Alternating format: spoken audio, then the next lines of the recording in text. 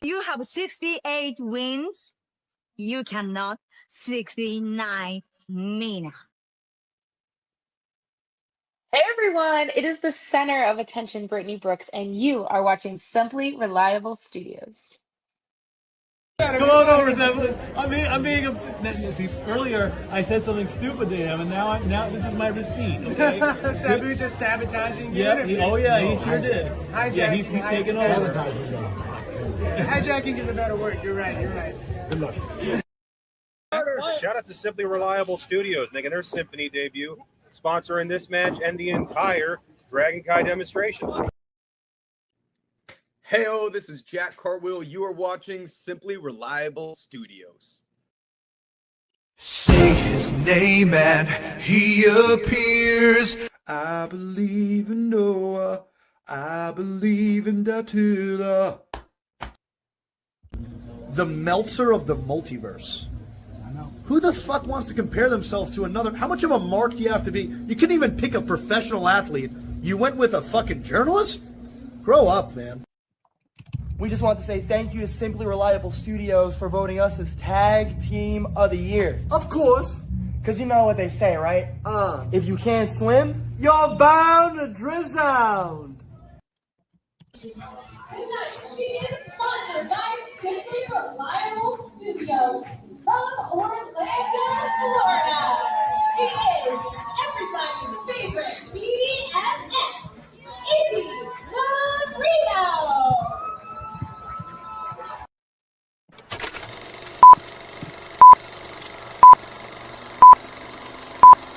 Get it? Got it. Welcome, everybody, to Simply Reliable Studios presents WWE Night of Champions Watch Along. I am, of course, your play-by-play Mr. Reliable, Walter Cruz, joined at the helm by Jeff motherfucking Meacham. How are you, Jeff?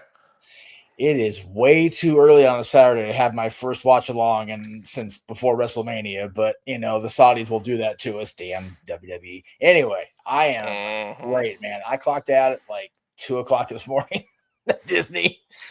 Tried to roll home and get to bed. Doesn't happen. It's like being at Disneyland. Like when I go into play, I don't sleep the night before. It's just how I've always been. JJ will tell you that. Kind of like now, I slept like shit. But I am ready to rock because we've got a surprisingly well-built, at least from what I can tell from the outside looking in, card. Again, I said it yesterday in my post. I haven't watched a whole lot since in this second quarter of the year, but what I see on paper, I like what I see, and I'm looking forward to calling the action with you. Yeah, I'm looking forward to calling it. And our new collaboration with No DQ. This is the first PLE watch along that's going to be on Aaron Riff's personal channel. And then make sure after we go off, because he's going to do the review on the No DQ channel. So go ahead and check him out after that. But yeah, I got 11 minutes and 20 seconds to 19:18 before the actual PLE starts. So let's go over some of the matches. Yeah, you're just ahead of me, which is play-by-play. That actually works. So they're going in the Sami Zayn now. Yeah. Thank you, Aaron. Aaron's watching. I love it. I'm here for it. So let me. I guess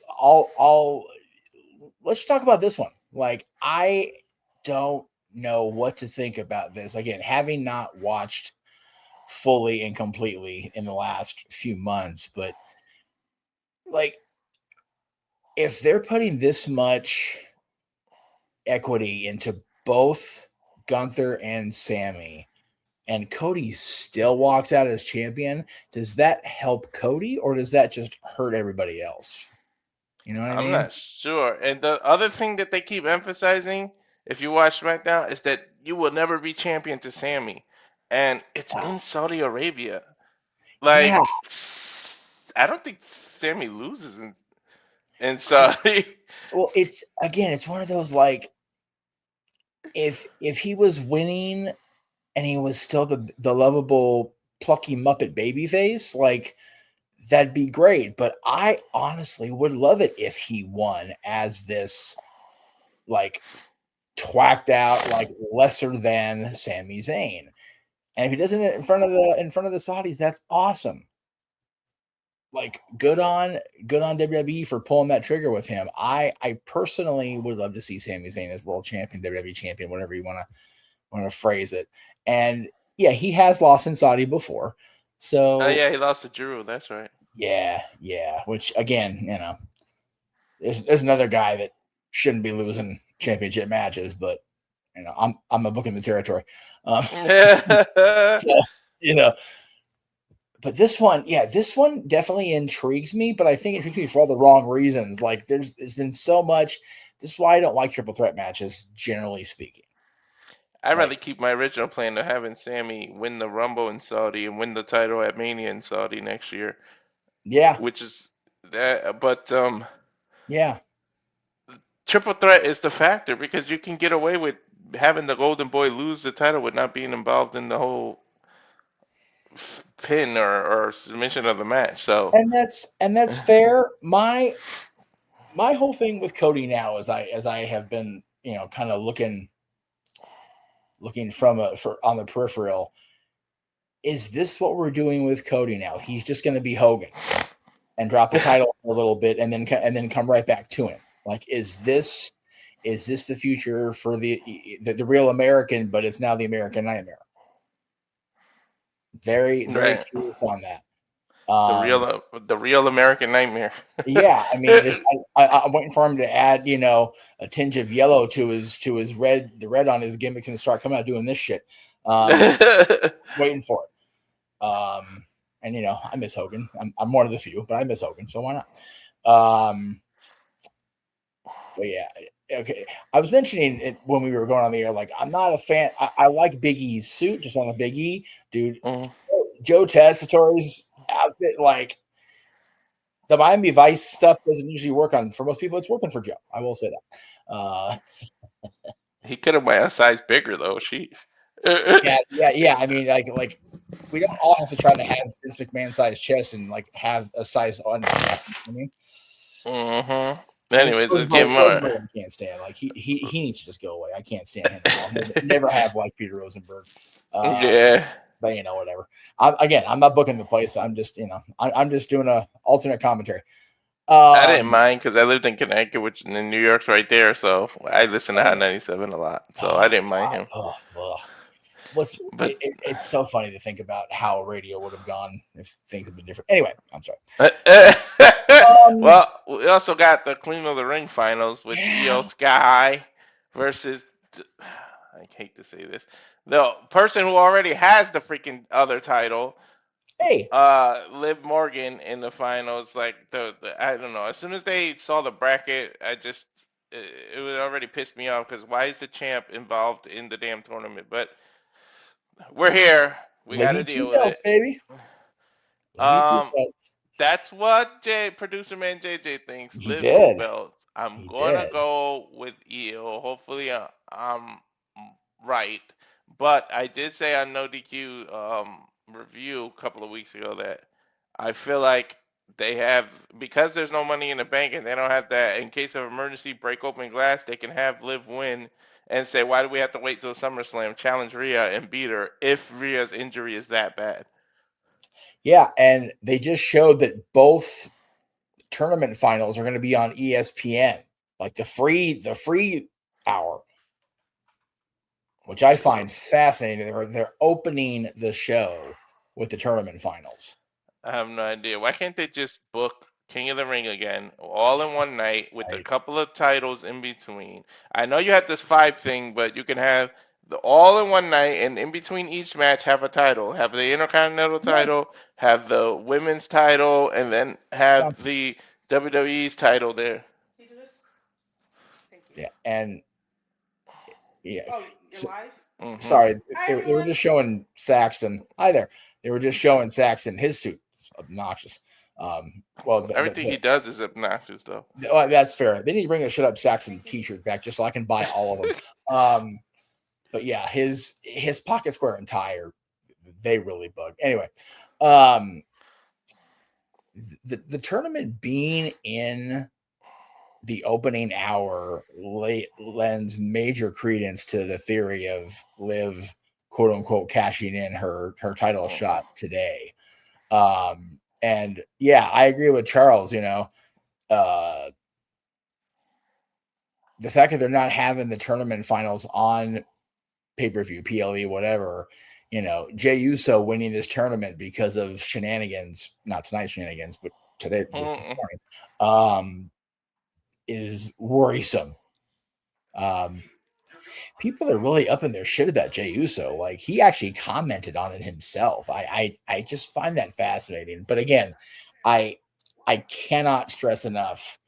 Anybody that's got a major problem with creative, listen to Paul Heyman's interview with CVV, listen to Cody on Ariel Helwani's show this week. And even if you can't, for whatever reason, past your own personal shit about it, just listen to the perspective of people on the inside. Yeah, didn't Jay say he don't care about the fans anymore or how they react or something? Yeah, exactly what he said. And, Mm-hmm. and it's like, I think that's the most WWE unreal shit you're going to hear out of Jey Uso, because usually the Anawahis will protect. You know what I mean? But he was just like, nah, like, I don't care. But the internet is such a separate place from in the arena because they still want him to run it back. Everybody still does the yeet. So it's like, what are all these people that hate him? They obviously don't go to the shows because if you look at the kids and everything, they still yeet. But again, Walter, that's what I've been trying to stress, much to everybody's chagrin, because I'm praising Bruce Pritchard. They don't book for us. They book for the people that are buying those tickets, that are coming into those arenas, coming into those stadiums, and providing the reaction. Oh, hello there. Nah, sorry, I was just getting the graphics all set up because Noah sent them to me. That's why you guys haven't had graphics as you talked about stuff. But okay. I heard you say my name a moment ago when talking about Liv, so I figured I had to appear at some point. Well, yeah, I love that you got that picture, by the way. Like, I am so happy for you that you got a picture with Thea in your Chase U shirt. I think that's awesome. Just happy to see that. Look, my favorite picture that I got with her, not to divert, but since you brought it up, my favorite picture that I got with her, thank you to the handler, I got a picture hugging her. Nice. There you go.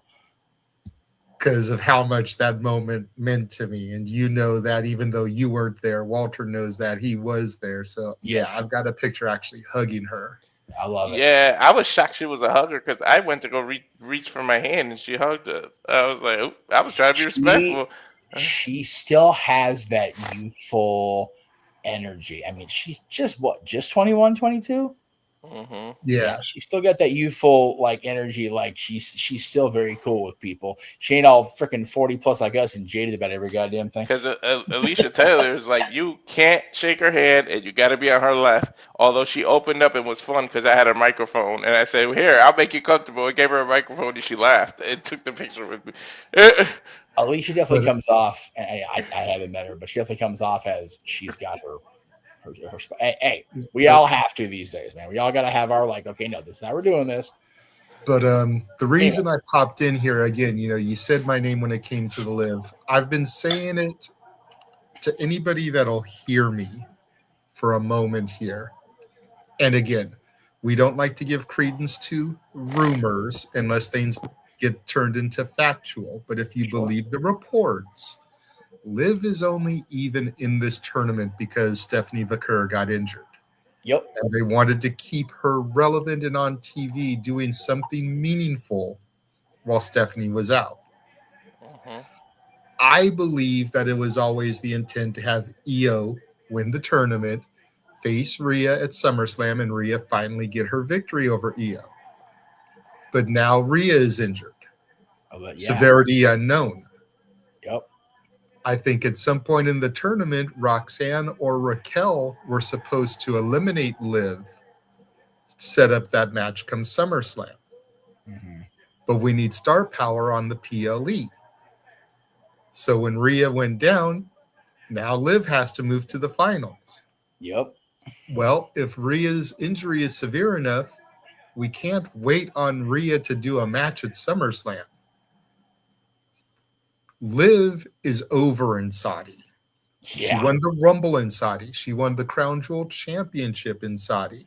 She could very easily become Queen of the Ring in Saudi. Saudi loves her. How do you get a heel reaction, though? You have her call Rhea out as soon as she wins Queen of the Ring. Tell her she wants her match right then and there. Oblivion, 1, 2, 3. Rhea goes to take care of her injury. Livy 2 belts. Yeah. Mm-hmm. And I Money in the mentioned bank without the briefcase. yeah, and I mentioned they're doing the tournament matches finals in the first hour. Mm-hmm. Let's get people who haven't subbed to the Unlimited yet. Oh, by the way, we just had a title change and a crowning of a queen on the first hour. But we're not fucking around today. No. So, and I mean, we have another tournament that's going to be cultivating tomorrow in San Jose, California, on Walter's birthday. And Walter is unable to go, unfortunately. Sorry, Walter. I hate to rub that salt in the wound, but it is what it is. Yeah. So WWE has to do something major with their tournament to make it overshadow tomorrow's tournament. And if WWE succeeds in doing something major tonight, then Tony Khan has to do something major to take the narrative away from WWE. Yep. Livy 2 belts may be just what it takes for Maya World to upset Mercedes Moné tomorrow. Mm-hmm. Especially the fact that WWE is probably bitter that that tournament's called Owen Hart because Martha won't let them use that. Because I'm sure they would have done something like that. Oh, yeah. I don't That's know exactly why Martha wouldn't let him, because she knows they would have done some shit like that. I don't know if producer man, if you've got any specific topics laid out for tonight, but I would love to briefly get into Brett and Martha and the shit I heard Brett spew out of his damn mouth this last week. I don't know how old the interview is, but I definitely want to talk about it. Well, if we don't get time during Night of Champions, we can definitely bring it up during Shenanigans. Well, that's what I mean. I want to talk about it. Yeah. Oh, sure. Okay, here we go. Jey Uso. And again, see, look how over he is. And even the Pavlovian Saudi crowd, they're still up on their feet for him. Up on their feet for him. It's the same thing as Cena. Remember, the whole internet, everybody at home was talking shit about Cena. Yep. And him winning too much. But when you go into the arena, everybody was cheering, and then they booed out of fun. Like they weren't really booing him. It was almost like it was part of the in crowd. You know what I mean? Again, it's that. At least in John's case, back when he was still getting the mixed reaction, it's that Pavlovian response, well, everybody else is doing it, so I'm going to do it type deal. I like the setups we're trying here. This is cool. I like this. Knowing we have this option, I may have to send Jason still to come graphics and put them up here. It also gives me the opportunity to add myself to the screen and not be visible. Oh, I like that. That's fair. That's true. Now you get the voice of God speaking to you. The voice of God was wild. Wow. All right. That's what we used to call it in TV class when someone would come over the speaker while everyone was in the studio. It's the voice of God. Okay. I'm glad you said that in particular, since we got Jay, it's the Uso entrance. It's fun. It's happy. Michael Cole's going to out-geek himself as you do every time. I like the little sleeveless hoodie he's got there, day one-ish on the back. I like it. Very reminiscent of AJ Styles hoodies back in TNA. Dude, if they merge that, I can think of a few people that'll buy that. I'm not going to lie. Maybe different colors, because I'm not feeling the neon green and orange trim. Yeah. The orange makes me think too much Marty McFly. Hey, I'll buy it if it's Marty McFly. You know that. Jay, I know you're familiar with it. Walter, are you familiar enough with Disneyland attractions if I say Splash Mountain? Yes. Okay. It's now called Tiana's Bayou Adventure on both sides of the country. Yes. Father's Day, we had and again, I'm saying what I can say because it's out there in the media now. We had an incident where a guest not only stood up in the back of the log vehicle as it was going over the waterfall, but he fell out to this 13-year-old kid and shot straight down the waterfall. He's got minor injuries at best. But this is on Sunday, last Sunday, Father's Day. I sign in family to the park on Wednesday, and I'm on this attraction with my niece. And as we're approaching a waterfall that plunges into darkness, it's the second actual drop on the ride. We hear over the PA, sit down, please. I'm going, motherfucker, what? How are people standing after what happened on Sunday? What? Why?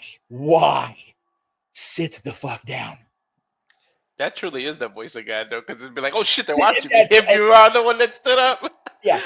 It's like, can you imagine the people that don't like just for me having been on property on Sunday and getting bits and pieces of that news as I was going along, and then being on the attraction on Wednesday, hearing that somebody's dumb enough to still be standing up, like, sit the fuck down. Sit the fuck down. Voice of God, say things more. So just hearing you say voice of God, pump with PA, I thought was hysterical. So thank you for that little time. By the way, 7 minutes into the PLE, and we're already at 100 people watching. I love it.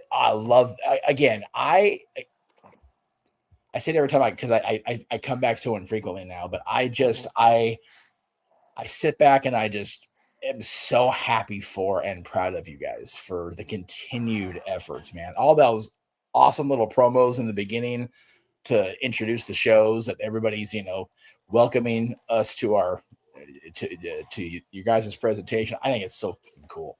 So you guys are doing the thing, and I'm so happy you're doing the thing. And thank you. I appreciate that. It was a lot of work putting that together. Just need to get rid of that Nina clip now, even though I love the 69 Nina thing. Hysterical. Now that she's basically the only non-Simply Reliable Studios clip in there. So she's got to get replaced eventually. Yes. But it's also so Beavis and Butthead coded for them to be watching someone talk about 69. Yes. Dude. Holy shit. Can you just smell the aura? Right. I have been not privileged enough to be on with you guys on the PLE calls, on the major shows, since this dude's rise has just exploded.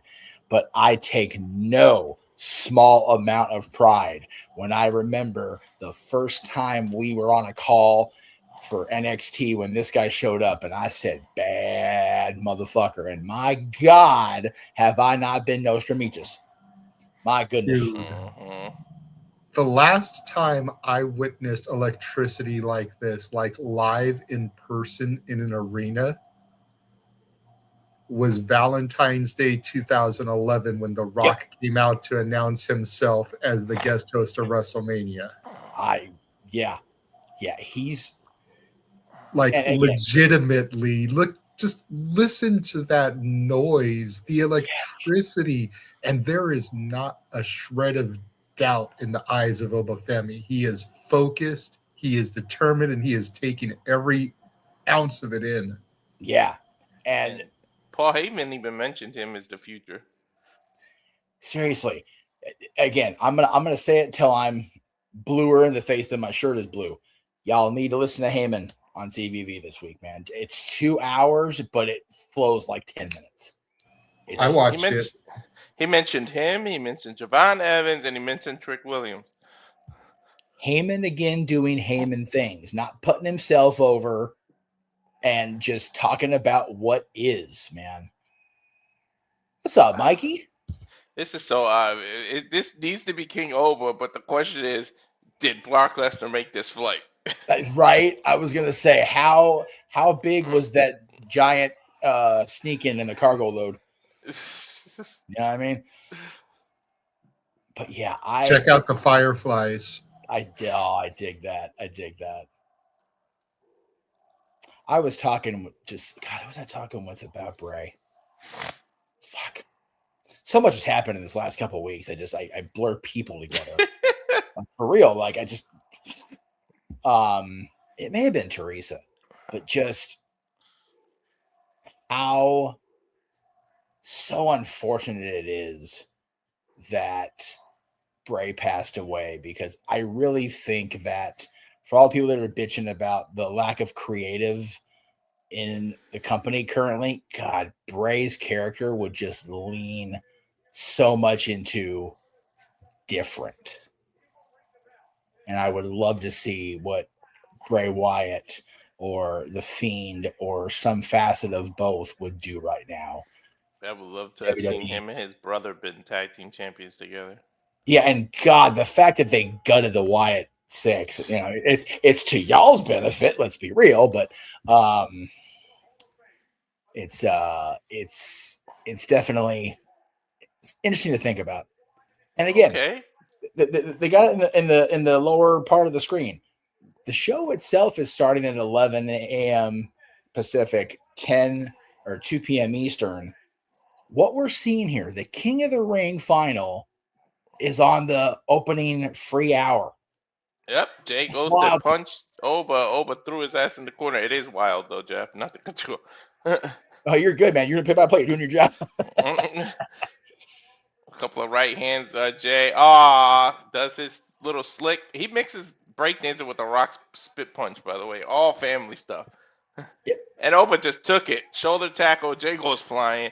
And I was going to say, Jay looked serious at the beginning. Then he went right back into his self.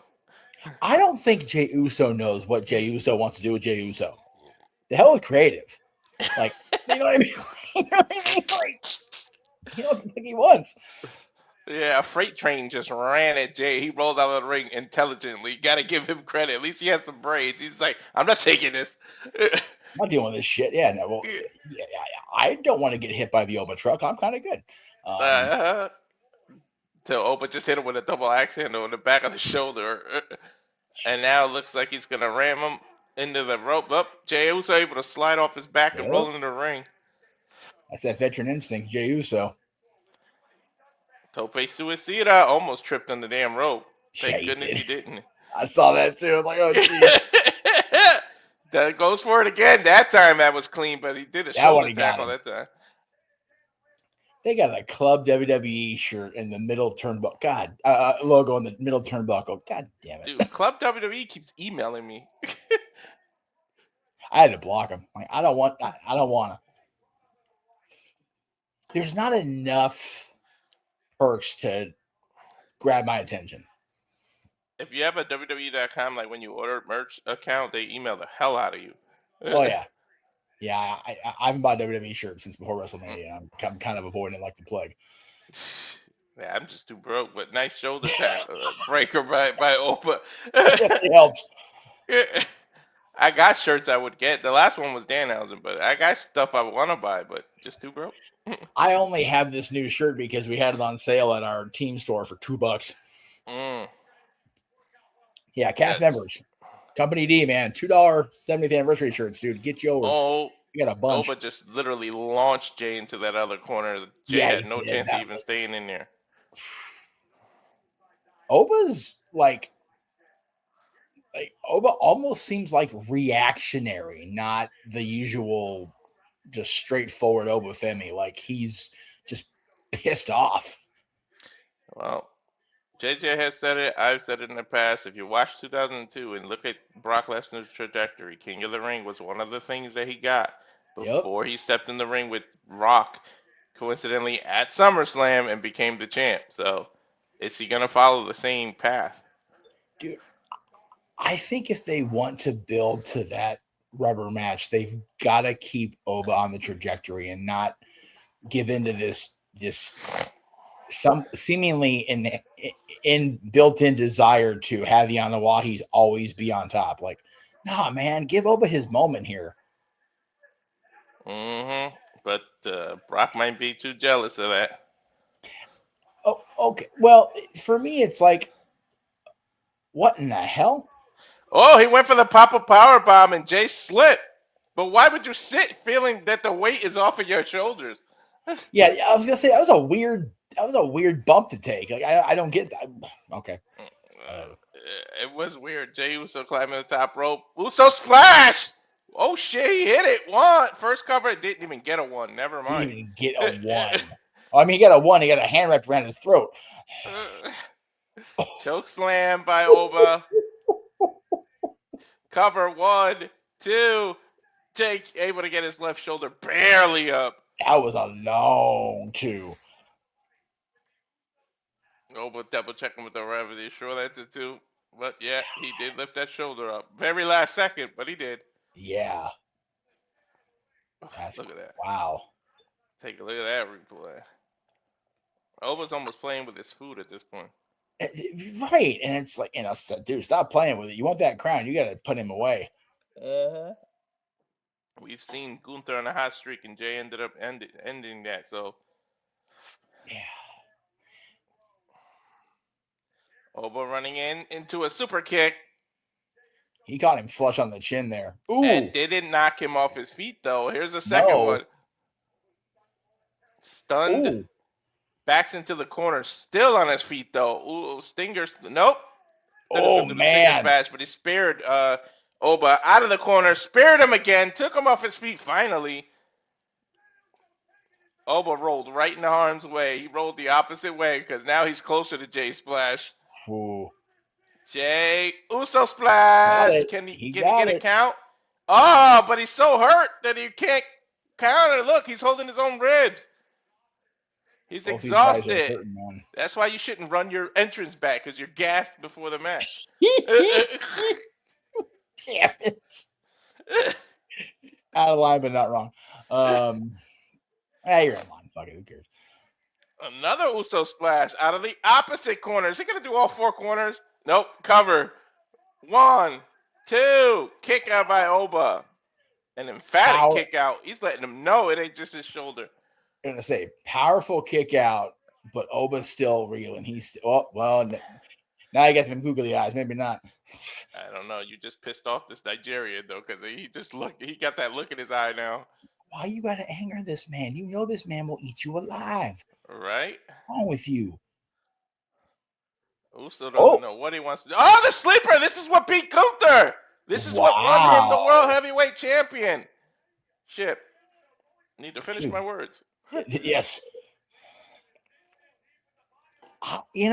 People are shitting on Jey. I like the way he's evolved the character enough. Like and his move like repertoire. I'm here for it, man. I've always liked Jey Uso, though. I'm biased as hell. I don't care.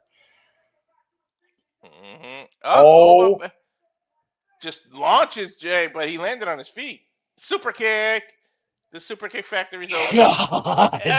European uppercut, or Nigerian uppercut, I would call it. A running Nigeria uppercut. God, it's called a European, but damn it. He hit Jey Uso like family. Oh! He literally just picked him up and launched him. I thought he was going to go for a Blue Thunder Bomb, I swear, when he did that. If he went Blue Thunder Bomb, the internet would melt down. It would melt the fuck down, Walter. It would finally shut me and JJ up to Noah. But there's the pop-up. Power bomb, cover. 1, 2, 3. Oba is your king of the ring. Wow. I'm actually kind of glad they didn't have Brock's room. They actually went through with it. I'll be damned. First match is wrong because I picked Jay just because I thought Brock was going to screw. Right. Now, please pick Roman. Please pick Roman. I need Oba versus Roman. Yeah, I need Oba Roman at SummerSlam. Although, if Gunther the tribal was the title, chief and the ruler. Yeah. Right? Although, if Gunther won the title, you could give me Oba versus Gunther. Like, I wouldn't mind that shit. I mean, that's fair. That's fair. Dude, Oba versus Gunther would lend very well to hopefully getting Brock and Gunther. I'm sorry, but that's a Mania match, though. That's not a SummerSlam. No disrespect to SummerSlam, but that's a Mania match. Well, but that's how you make SummerSlam have it be a SummerSlam match, by putting it there. Mm-hmm. Nah, you do their thing, don't you know? You do Oba versus Roman and then you do freaking Gunther and Brock. Yeah. I still say, and I said this last night on Simply Predicting, you let Oba win the match. Yeah. And then on Raw, you have Brock come out and mess with Oba's celebration and tell Oba that he wants a match against him, the third match in the series, Saturday night's main event, The Garden, for Oba's title opportunity. So you do Brock Oba at the Garden. Okay. That's how you finish up that. And then you can move on to Oba and Roman at SummerSlam. Brock, defeated that he couldn't beat this young kid, is now willing to put his career up against Gunther in Minnesota, his home. Well, and that's how you get Gunther on the card. Usually there's Nigerian princes. Here's a Nigerian king now. Dude, I want Nick Aldis's suit. Like, I know he makes his own suits. I bet you he had that one made. I want that suit. That suit is awesome. You are now the king of the ring, Byron tells us. It feels so good to go from a ruler to being a king. Jey Uso didn't understand what he was up against. You might be able to beat one man, but you can't beat Destiny. You can't beat me. Dude, by the time it's said and done, Oba's going to have more accolades than you can shake his stick at. I'm telling you, within the next 3 years, he's going to be a Rumble winner. He's going to be a main event at WrestleMania winner. Watch. Yep. Yep. And I will sit back and be a DJ. What can I say except you're welcome? Because I called it day fucking one with this guy on NXT, dude. Bad motherfucker. Him and Trick, I'm telling you, because I think the company's behind both these men, and they feel good. Trick is another one. Trick, I said it the first I said that. Damn, this dude's got star written all over him. As soon as he broke up with Carmelo, yep, I was like, oh shit, dude. I believed in Trick, and then when he showed up at the end of Rebellion last year after Henry retained the title and attacked him, that crowd wanted to eviscerate Trick for just being there and that aura and that presence he had. I'm like, damn. I was in the moment pissed off because Frankie didn't win the title at home. But even then I'm going, dude, they got something with this Trick Williams guy. I always knew it, but I was afraid because he needed to work on like the way he comes back. Like me and JJ were like criticizing the way he kind of wrestles and does his comebacks. Looked a little sloppy. He worked on it, but him, Javon Evans, and Oba, I was like, these are three future big stars. But I was a little afraid of when they make the main roster, if they were gonna get kind of like not the company behind them. But this isn't Vince's WWE anymore, because a lot of times those stars were NXT stars, and when they made it to the main roster, it kind of like fizzled out. But these three have stayed. Like, think about it. Trick's supposed to be a heel. This dude gets the biggest reactions of anybody of the night. Like, from Lemon Pepper Steppers to whoop that Trick, all that. I watched with keen interest. They did I forget what platform it was originally on, but it ended up on YouTube. Conversation with Paul Levesque and Shawn Michaels. They called the wrestlers. About 35 minutes or so. And Paul Levesque talking about, I don't know what the hell lemon pepper steppers are. He just lets these guys do their thing and just, occasionally stirs ingredients in himself. But it's been said time and time again, the best characters in wrestling are a facet of yourself with the juice turned up just enough. The fact that they're paying Little Yachty to be with them every week, like Little Yachty is in a WWE contract, rapper chilling, and they let it go. Yeah, I have no idea who Little Yachty is. I don't know what the fuck lemon pepper steppers are either, Hunter. Like, I'm with you, brother. I got no fucking clue, but it's working. I It's know who working. Little Yachty is. He's one of those mumble rappers. I can't stand his music, but he's working with freaking Trick. Yeah. It's working. Yeah, I know far too much about hip hop artists more since Bad Bunny and Lil Yachty have been on TV than I have ever known in my entire 43 years. But I don't give a fuck. It's entertaining. Fuck it. Mm-hmm. Yep.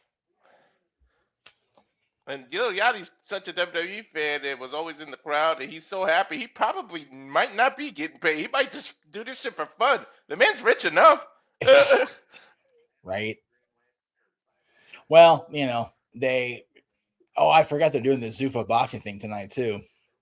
I think producer man had something to say because it popped up. What's going on, man? Nothing, just coming in between matches. You know, once I took the graphic down and switched to the other format, it exposed me. So you know. Yeah. We don't want to expose you early on a Saturday morning, buddy. Yeah. Pre-noon exposure is never good. Just saying. Well, that's the stuff you put behind paywalls. That's right. That's fair. Dude, one match down, 240 plus watching us. Hell yeah, dude. Cheers to that. Right on. I show my fucking calorie count on my Red Bulls. Jesus. By the way, this is the boy's fault, JJ. He got me hooked on these goddamn ice vanilla berry Red Bulls. Punk. Nice. We're less than 100. Well, he bought them for himself. He's a Red Bull connoisseur now because he hot shit now. He's 18. He didn't like it.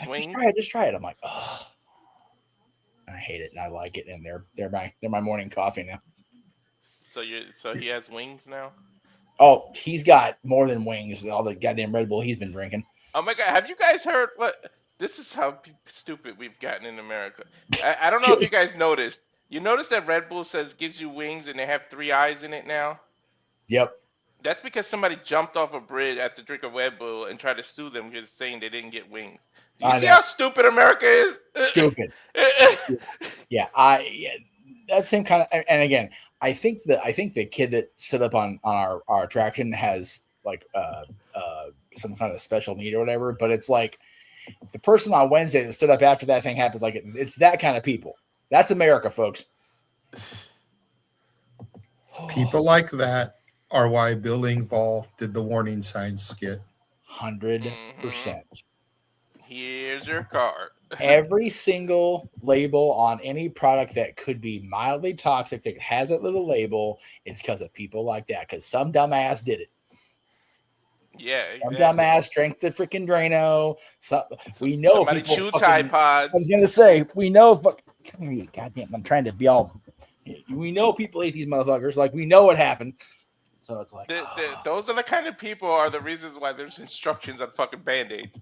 Yes. Keep packs out of reach of children and pets. ... and dumbasses. Oh wait, no, it should. I mean, you got people eating Tide Pods and they got red rope licorice in their electrical boxes outside. I'm saying. Mm-hmm. And black licorice too, if you're into that type of thing. Hey, most people don't, but you know, it's at least got red rope too. Yeah. I never liked Twizzlers or Red Vine. I have never been a licorice person. Like even it's one of those sensory things. Even the smell of licorice, I get ill because I know what the texture is, and it just turns me off. I never liked the black jelly beans either. No, right? Like jelly beans are always good, but like there's certain colors. It's like, dude, what is this, and why does it exist? Why? Oh fuck. Speaking of how, why, what happened? Oh, Danhausen's out here. Somebody's getting cursed. Dude, I haven't been watching the whole shows, like I said, but just the clips I see of what's happened to Miz and Kit and now Cardona, like, I'm popping. I don't give a fuck. It's so funny. You got to give them credit for the acting because I would break. I couldn't do that shit that Miz is doing. Well, don't forget, Miz was a reality star before he became a wrestler, so he's been Hollywood. Miz is like, I've not talked to Mike in forever, but I gotta believe he's having the time of his damn life right now. It's so dumb, but it's so funny. Liv's done listening to this shit. He's talking about the amount of human money, but Liv is interrupting. I'm telling you right now, if they don't do something with Danhausen and the Knicks at the Garden, they done fucked up. Right? Yep. How is she getting away with that outfit? She's all covered up, and I get that, but even that's pushing Saudi. My goodness. I'm shocked nobody has snatched her up. She's single. Yeah, how the hell is that a thing? Because Enzo fucked up. Yeah, okay, there we go. I'll take that. Because here's the thing. People get on my case for hating on Enzo for being the Survivor Series disruptor. No, I'll get on his case for letting that not happen. Is he going to curse her and then he'll win? Oh, she done hit him. He cursed her. He did curse her. Oh, no. She smacked the paint off of him. God damn, she hit him hard enough where the paint came off her hand. She hit him fucking hard. It? Jesus Christ. And Charlotte couldn't even get the paint off her face with water. That's some Stephanie McMahon level slaps there. If you're hitting hard enough to drop paint off the face. Well, that's it. We know Eels winning. Because Liv just got cursed. You don't fuck with Danhausen's curse. I was going to say Dom got cursed and he lost the Intercontinental title. So. Mm-hmm. You're lucky somebody doesn't have the money in the bank because you would have lost this match and somebody would have cashed in on you. Okay. I'm so out of the loop. What's the cage for? Bron and Seth. Bron and Seth. Shit. Bron and Seth is in a cage? Yeah. Mm-hmm. God damn. People. Try to keep the vision out, even though everybody and their mama always gets into a cage anyway. Hey. Yep. That's okay. I mean, if Kane can rip the door off of a Hell in a Cell, you think a thing with an opening is going to keep people out? That's right. And remember, what was it? Taker was underneath the ring and dragged Diesel to hell in '96. I love hearing about that from Kevin's perspective, looking back. But was that '96? I think that was '96, February '96. Yeah. You got it. You got it. Yep, you were on it.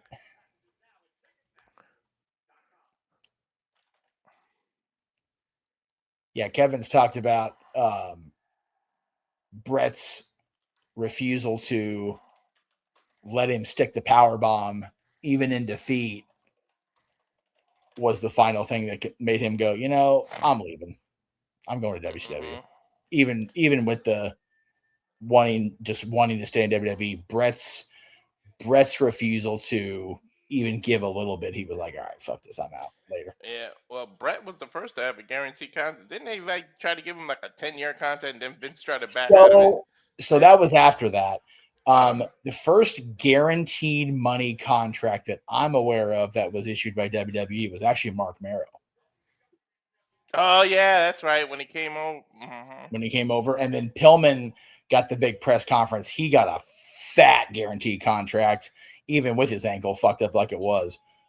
Poor Mark. Can you imagine coming over with your wife, or your wife gets more over than you do? That's fucking crazy. I mean, when your wife's Sable, you're going to be Sable. And again, I loved the Johnny B. Bad character. The Wildman Mark Merrill character did nothing for me. Not a bit. Nah, he should have stayed Johnny B. Bad. Or something like that.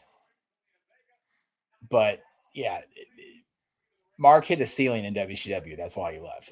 And that character staying as is, as the business evolved, it was very much akin to,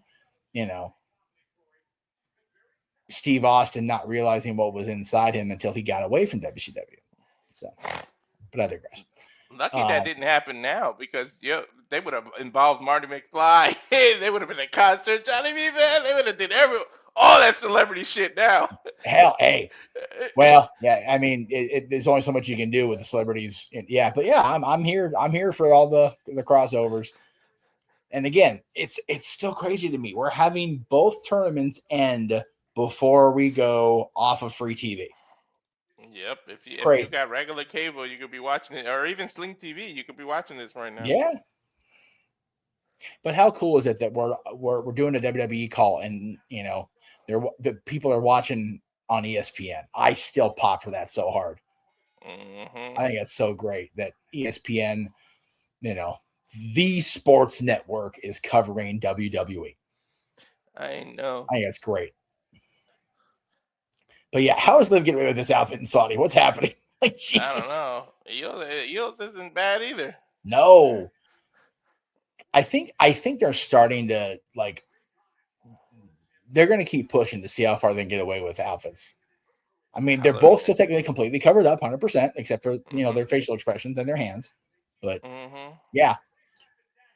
It almost is worse because the outfit's tight. It kind of shows mean, the curves. Yeah. Well, that's what I'm saying. Like, Liv's wearing her outfit, but then she's got those booty shorts, lack of a better term. I know it's not the right term.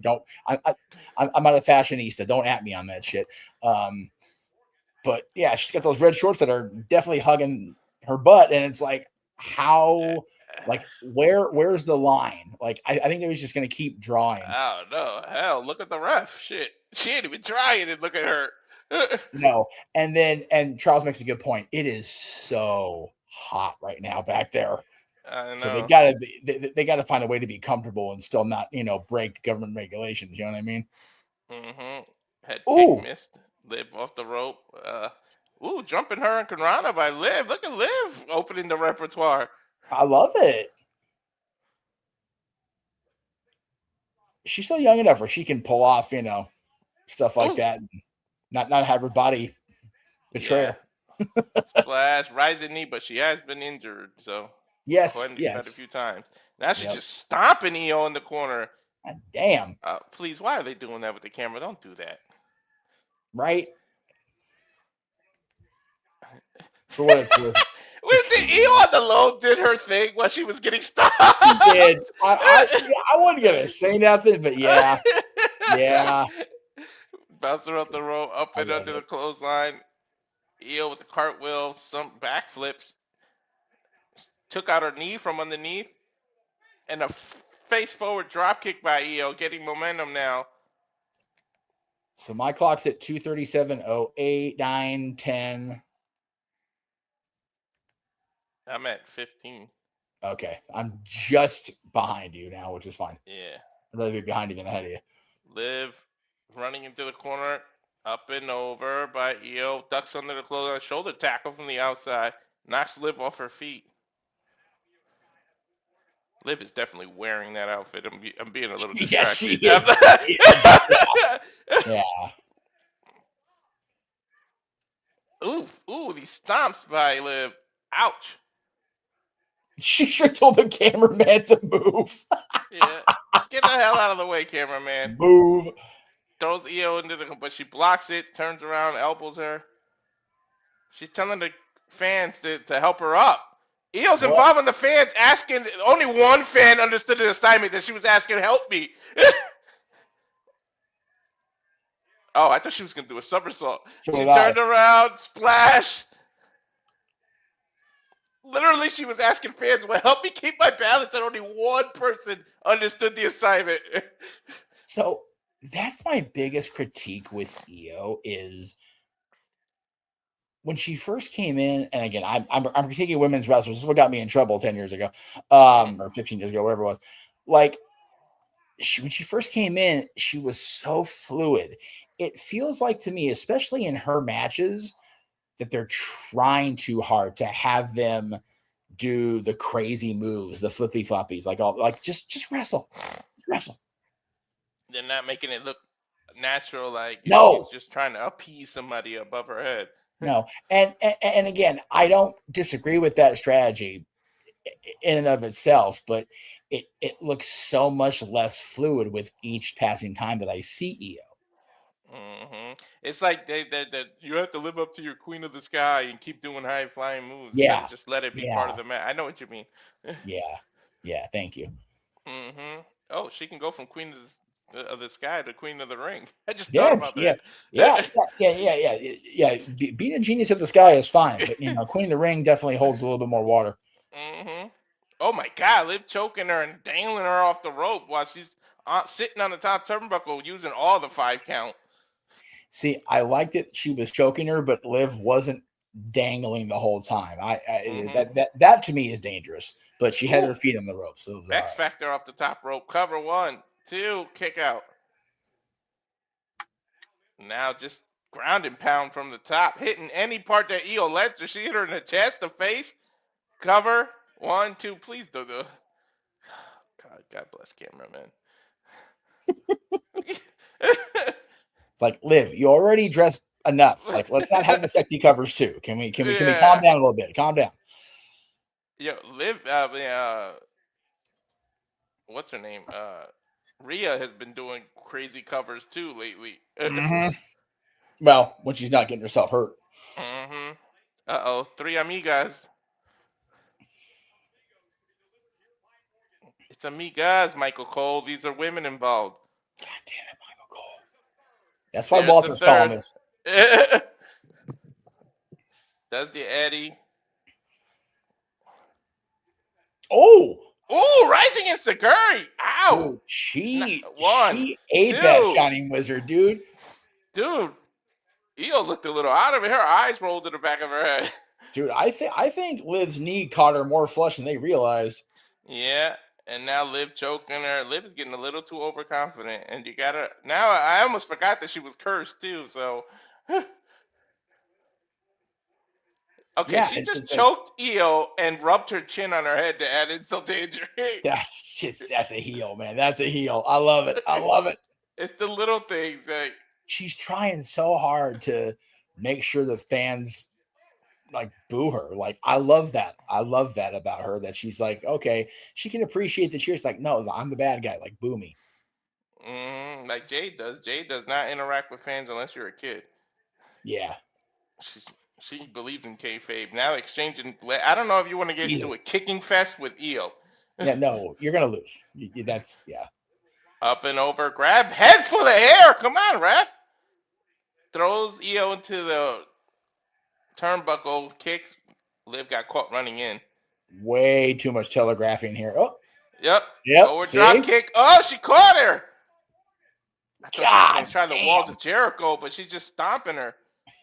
It looks like she's going for that Boston Crab. Yep. Got it. Ooh. And she does it just like the wall. Look, doesn't sit. What the? Io flipped out of it and then double stomped her. That was slick. That was slick. She had too much of a high angle. Dude, that really looked like the walls of Jericho, though. It looked like it was going to be a botch, but no. Io came out of it and just Kevin Sullivan stomped her right in the gut. That was brilliant. And then just fell out. Dude, I have always reacted with pain on my own face watching Sullivan do that stomp. And man, anytime anybody's like, oh no, that's just that dude, that's dirty. No. We're now plus 300. Wow. That's so fucking cool. Spinning back elbow by Io. Up. Oh, flapjack. Ooh. No, I think Liv caught her on the way down with a punch though, but like they both came down. That was interesting. Irish whip corner, jumps off the rope in between, blocks Liv, dangles her arm over the top rope. Yeah, that'll pull you out of the socket. Liv no, not a fan of that. She has elbow injury history. Yeah, right. And I think that's the same arm. I think Io it is. with another frontwards drop kick. Nip God. up, forward. Io's got, what is that called, by the way? Does she have a name for that yet? I don't think she does. I think it's just her celebratory. Like if it was a game, it'd be her celebratory time. Yep, it'll be the D-pad to the left.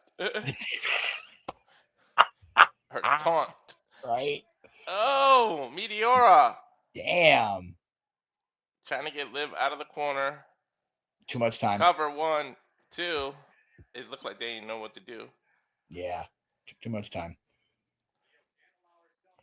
Io feeling in her jaw. She's trying to loosen her jaw there. Yeah.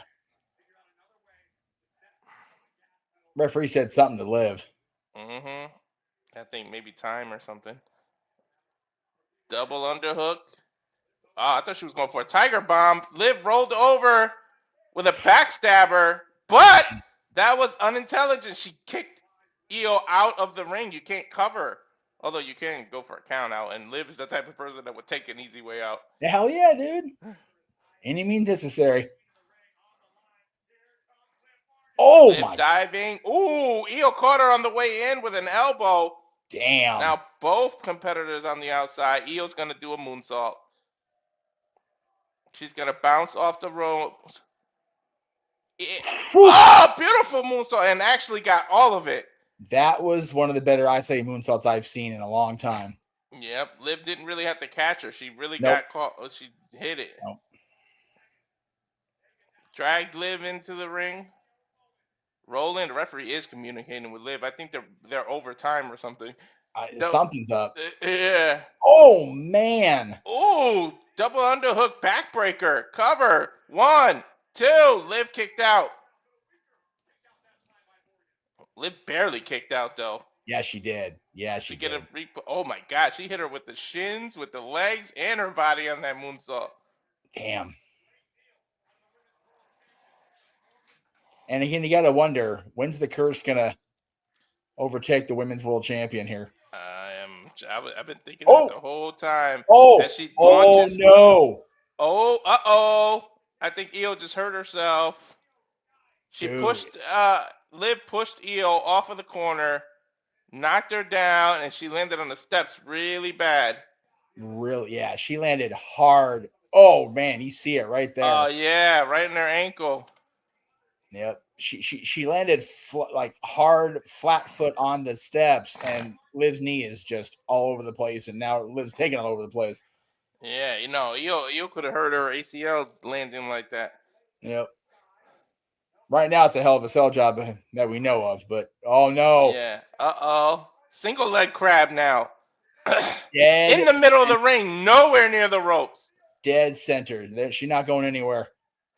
Uh-oh. Cursed and all. Can she pull it out? And Liv is just wrenching back on this knee, but Io, to her credit, she's fighting it. She's trying to get to those ropes. She's crawling, military crawling to that rope. Remember, she's got to carry all of Liv's weight with her. Yep. And she got it fingertips away, but Liv pulled her right back in the ring. Oh, man. Now it's really tight. Now it's high. Io might tap. Io might tap. Io, her knee is right there. Give a couple of back elbows. Oh, man. Liv is just sitting down. Nope. Oh, Io able to flip out of it, reverse it, but Liv right on top of it to her credit. Liv let it go because Io kicked her in the gut. Yep. Now Liv with the right hand. Uh-oh, fist exchanges, the bouye segment of the match. Right. Just stand toe-to-toe. Man, throwing bombs. Oh, that was Liv, dirty. oh, how smart was that? Kicked her right in the knee, took her out, but Io able to kick right back up. Now she's running on that same knee, but fell. She went to run and just couldn't hold her own weight. But is she can play in constant to give Liv into... Liv is running for the oblivion. Got caught. Ooh. Oh! A code breaker. 1, 2. Off the rope, she did a code breaker. Springboard into a single arm code breaker. Was Liv love Jericho growing up because she done did the walls, she done did the code breaker? How do you not love Chris Jericho, you know? Especially back in the day. She does kind of remind you of like WCW Jericho, that arrogant just... Oh, she's so obnoxious. Yes, yeah. 100%. Oh, Io went, Io in the back of the head with a rising kick. She's got Liv draped. She's going to do that double stomp off the turnbuckle while she's draped in between. She's but got remember, this is going to hurt her own stomp. knees. Oh, no. Yep. She missed and landed right on that same knee. Dude, Liv got out of the way, split second energy, and just Io drove her leg into that mat. Is she going to do a reverse oblivion from the inside to the outside? Oh, nope. Rising knee. Climbing the turnbuckle. Be careful, fireworks might go off. Remember, you're cursed. Right. Io slaps Liv.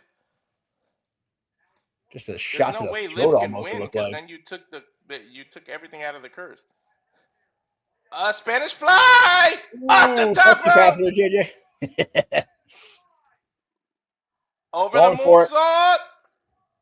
Oh, man. Oh, she hit it. She hit it. Cover. 1, 2, 3. Io wins. Wow. Io is their queen of the ring. Bad knee and all. Wow. Shouldn't have messed I'm with legit Danhausen. surprised. They went with the logical booking on both tournament winners. I am legitimately surprised. Queen. Clean as a whistle on both. Mm-hmm. Wow. Queen of the Sky. Yes. Now, if Rhea could just recuperate, we can get this. Right? Maybe that's what they're trying to do. Maybe they're trying to give Rhea time. Yep. Because what are you going to do? You just beat the champ. So you're going to rematch it? I mean, they could do it that way. They beat the champion but have her lose the title, so that keeps her as champion. Yep. Like I said, I need that Nick Aldis suit in meat size. Why is SmackDown presenting the Queen of the Ring to Io? Valid question. How does I'll be right back, guys. feel to be the Queen of the Ring? Io can't even talk. Yes. I am the Queen. Damn, her teeth are white. I need to know who her dentist is. Shit. Liv? I see you at SummerSlam. Oh, well, she made her intentions clear right off the bat.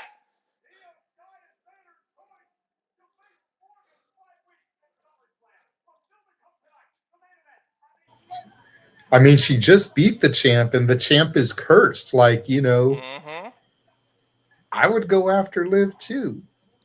Realistically. Yes.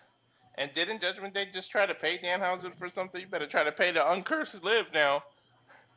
Hey, we know he likes human monies. Mm-hmm. I keep telling Nick he needs to try to go to Cameo and pay Danhausen human monies so that the Maple Leafs win a fucking Stanley Cup.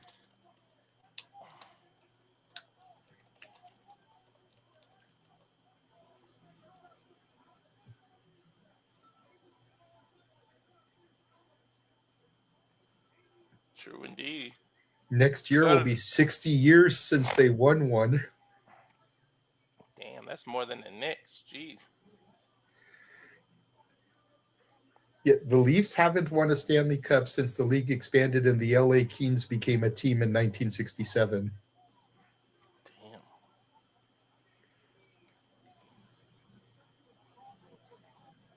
So technically, I guess this would be the last year that they won one would be 1966. Oh, I am here. I'm having to do a wardrobe change. I apologize. No worries. Hey, man. We were just talking about how Io called her shot to face Liv at SummerSlam and pointing out the fact that, you know, Judgment Day may want to offer human monies to Danhausen to uncurse Liv. And I was like, I've been telling Nick he needs to go on Cameo and try and offer Danhausen human monies to uncurse the Maple Leafs because it's been 60 years since they won a Stanley Cup. Right. I wonder how much is a cameo from him because I know that price went up. Yeah. Freaking last time the Leafs won the cup, the Kings weren't even a thing. That's what I'm saying. Would have been 1966 because 1967 the Kings became a thing. Jeez. Isn't that crazy, Jay? We were 1 year shy of having our season tickets for 50 years. Yep. Damn. Good old dad, huh? What happened? I say good old dad, right? Because he had the season tickets. Yeah, well, my grandmother took him to a game for his 12th birthday in 1968. She asked him what he wanted to do. I want to go watch hockey. What? What's that? Because in LA in '68, like what the fuck's hockey? Well, yeah, that was their first season, and he went to at least one game every year after that. And then when he was able to afford tickets, he got his own in 1976. I might have to get season tickets for the Kings. Like, okay, Boston is my overall favorite team, but the Sacramento Kings are like my favorite like West Coast team for like a long time. Yeah. Because they stink so bad, even though I like them, their season tickets aren't that bad of price. Oh, it's the same thing here. It's the same thing here. You can't mortgage a Bel Air mansion to get Dodger season tickets, but Angels tickets all day, all day. And it sucks. As an Angels fan, it's like fuck. There were I saw a couple of tickets from Sacramento Kings, like a home game. I think they were playing like the Charlotte. They were $20 tickets. Yo, I shit Oh you my not. God, that's wild in 2026 to have $20 basketball tickets. Jesus Christ. Dude, we're starting on ESPN with a cage match? Damn. That's the main not event. ESPN, Yeah. ESPN Unlimited, sorry. Now this is the main event of the free hour. Well, it's almost over the hour. So, yeah. They're going to open up on PLE with the cage. Man, they are feeding us today. I'm here for it. Yeah. Freaking appetizers are the king and queen of the ring. Now we're starting the main course for the goddamn cage match. We're eating good on a Saturday.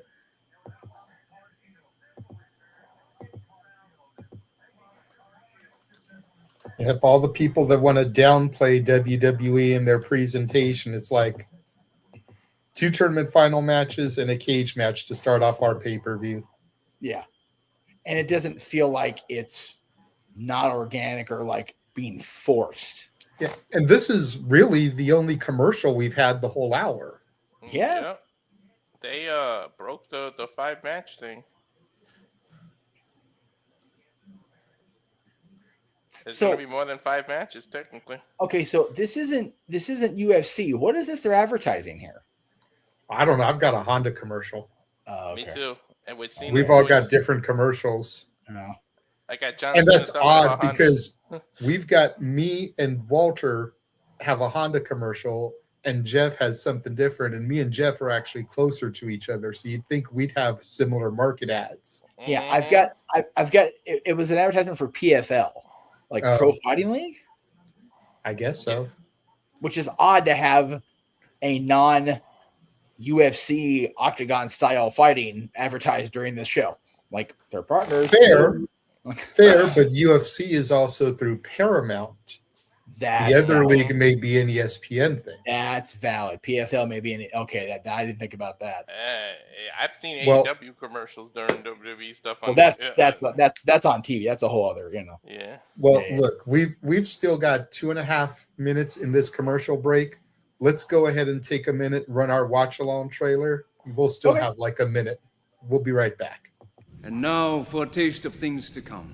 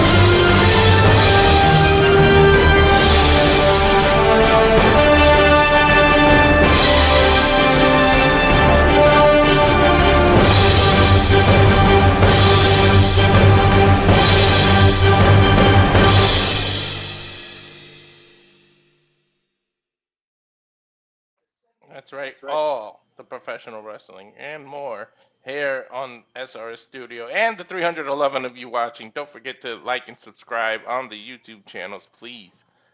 All those channels, man, all of them. And we thank again Aaron Rift for the collaboration and the partnership of running the watch-alongs on his personal channel. And again, after we're done here, go over to ODQ.com's YouTube channel for the exclusive recap. I know Aaron checks in the mail. Thank you. Yeah, right. Thanks, Aaron. Oh man, it is so like I forgot how much I missed this. This is fun. 14 seconds left in ads. No, 10. Sorry. Yeah, I'm at 10 now too.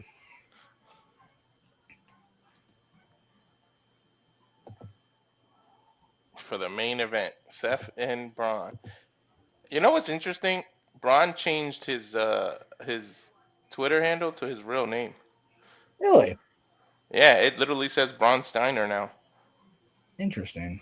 Yeah, let's see if WWE and they keep referencing Scott and his dad when he does like they did the double team move that the Steiners do.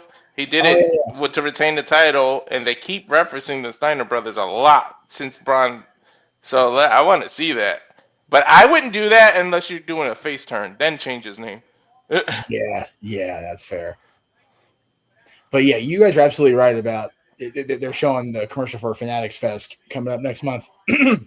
Excuse me, in New York. They are missing the ball if they don't do something with Danhausen in Nick's gear. I called it. He's gonna wear that Knicks championship. You know how WWE does the team titles. He's gonna be wearing that. Yeah. They need to do a segment with Danhausen and Jalen Brunson. Yes. And I mean, if you have more, then that's great. But at least have Jalen Brunson since he was the MVP. Mm-hmm. The very least. Yeah, I said you got to do something. But Pat McAfee's not around anymore. But because Halliburton from the Indiana Pacers is like a big WWE fan. You should do Danhausen and Bronson, and then have them interact with Pat McAfee and Halliburton like together. Oh no! Don't involve McAfee again. We'll get the IWC on their shit. Right? Don't do that. So the Queen from Japan and the King from Nigeria, huh? In Saudi Arabia. Mm-hmm.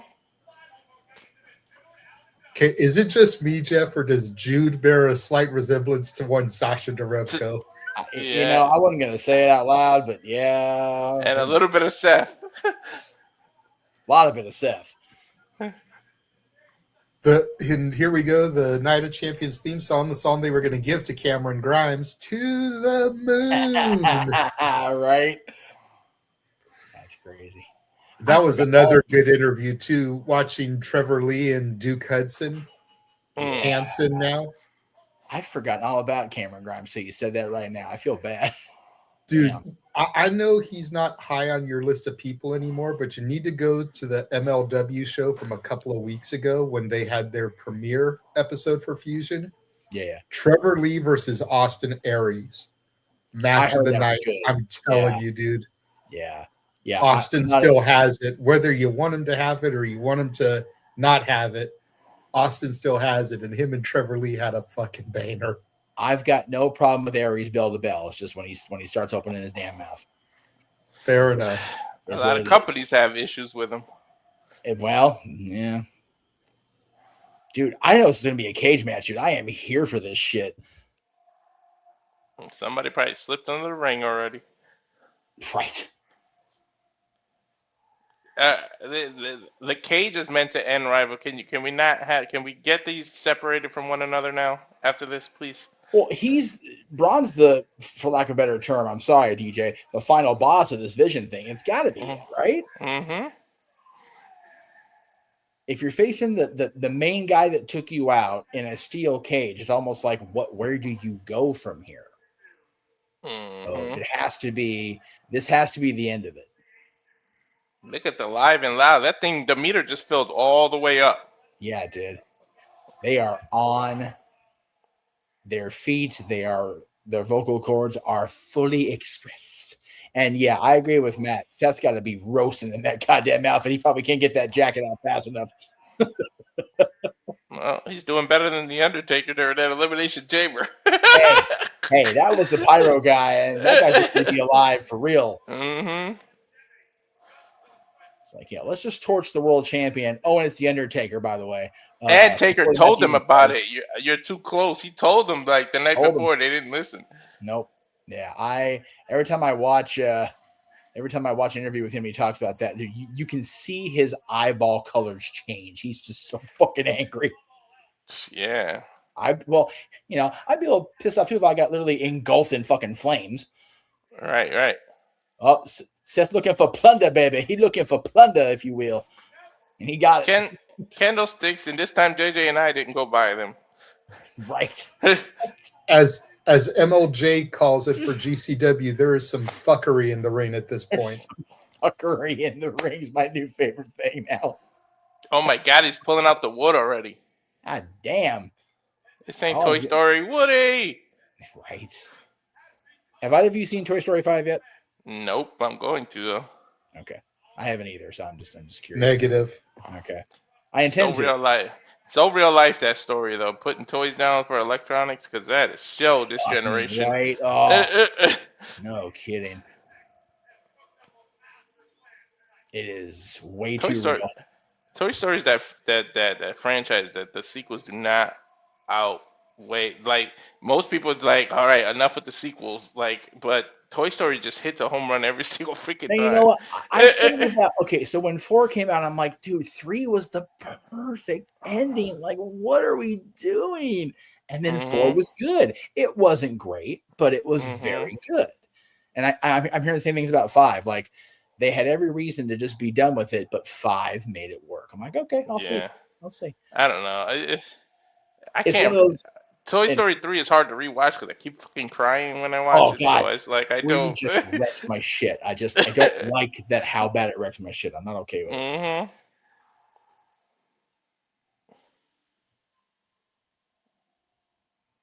And again, we're getting back to this. Like, okay, so if this is the final match of this vendetta that Seth has against the Vision, and he does win, he can't, in theory, not Austin, but can't challenge for a championship at SummerSlam because that's what the kings and queens of the rings are doing. Even if the other championship is available for a challenge, like, how do you build?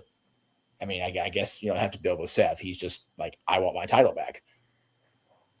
He's made it clear he wants a piece of Roman Reigns, and he wants to get the title back that he never lost, that he helped. He didn't help. He established that title. But because of this guy and Heyman, he had to relinquish it. So if you get past what took you out of the game, how do you get back to the game? The Raw after SummerSlam is probably going to be a number 1 contendership, like kind of 4-way match or something, and something like that, and he can win that. Well, you figure that the next show scheduled after that is Money in the Bank. Seth Rollins. This is hard for me to admit because I love the original. I think Seth Rollins has become the definitive Mr. Money in the Bank over Edge. Cash it in twice, both amazing cash-ins, especially the second one with the story with the knee. That was just so fucking good. Unfortunately, I don't want to see a 3-time Money in the Bank winner. Like, I want to see it. To me, that was created to have people you don't expect all of a sudden become champ. And I am not advocating for Seth to be the Money in the Bank winner again. I'm just saying, he could be in the championship match at Money in the Bank, much like he and Roman and then ultimately Ambrose were. That was a great night too. All 3 members of the Shield were WWE champion on that night. Braun Breaker grabbing trash cans, and he's showing Seth, I don't give a damn. He's grabbing his own fuckery. That's right. Well, I don't know if you want to try to out-fuckery a Steiner. You know what I mean? Well, as long as you don't try to take a math class against him, you're good. Hey, Walter, why don't you tell Jeff who followed you yesterday? Oh, yeah, Scott Steiner. Oh, you're one of the freaks. All right. Yeah. There you go. Good. Yeah, Scott Steiner is an entertaining Twitter follow for sure. I'm here for it. Scott. Somebody's got to fill the void of the Iron Sheik.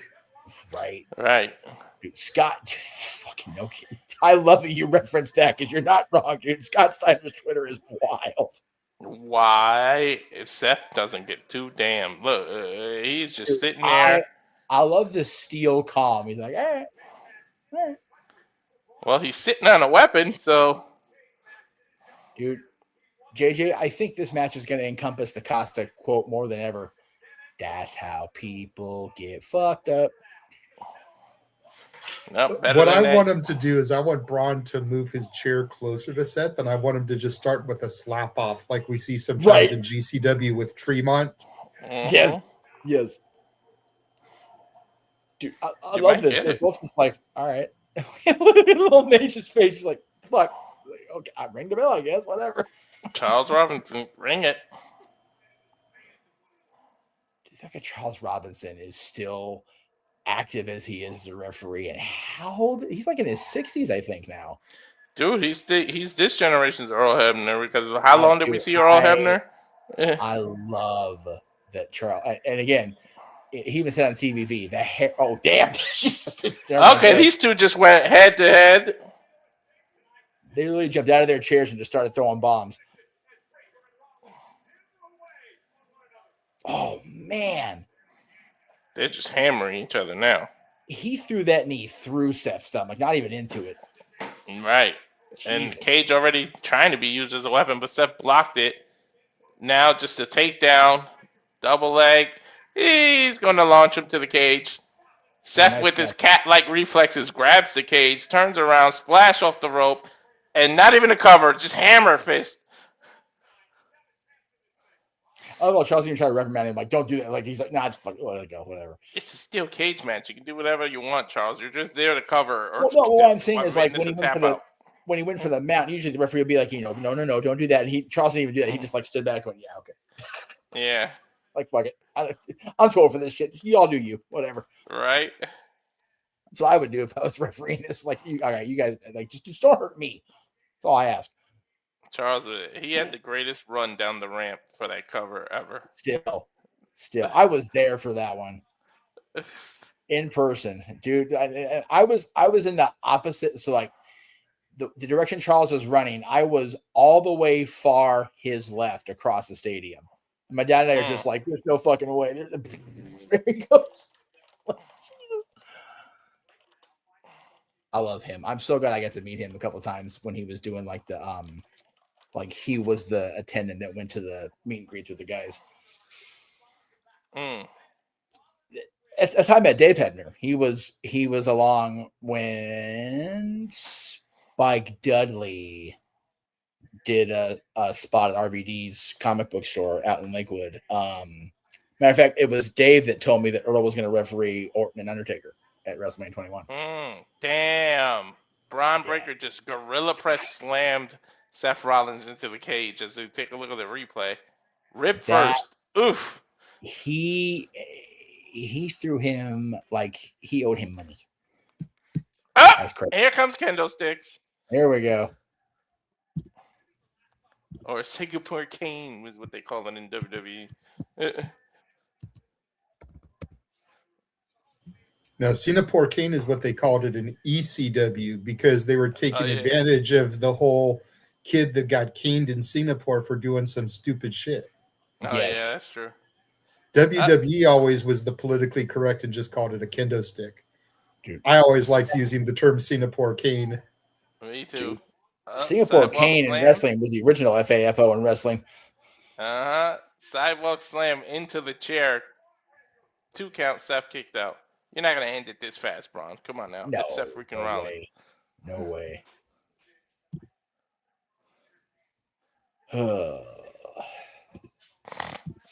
Just going through my messages here. Goodness gracious. Yeah, so we've got this. No DQs recap after this. Simply predicting its anniversary after that. Then we get a little bit of before shenanigans. Oop, chop. Another chop. Another chop. So I'm press trying slam to again. Nope. Shoulder power up. He just long darted him into the cage.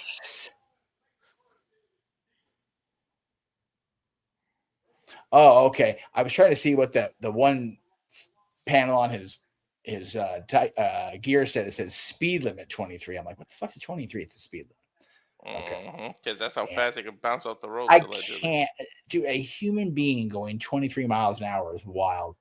I think it's exaggerated a bit, but yeah, I don't think. Hey, maybe, but with the level of athlete these Steiners produce, I don't know.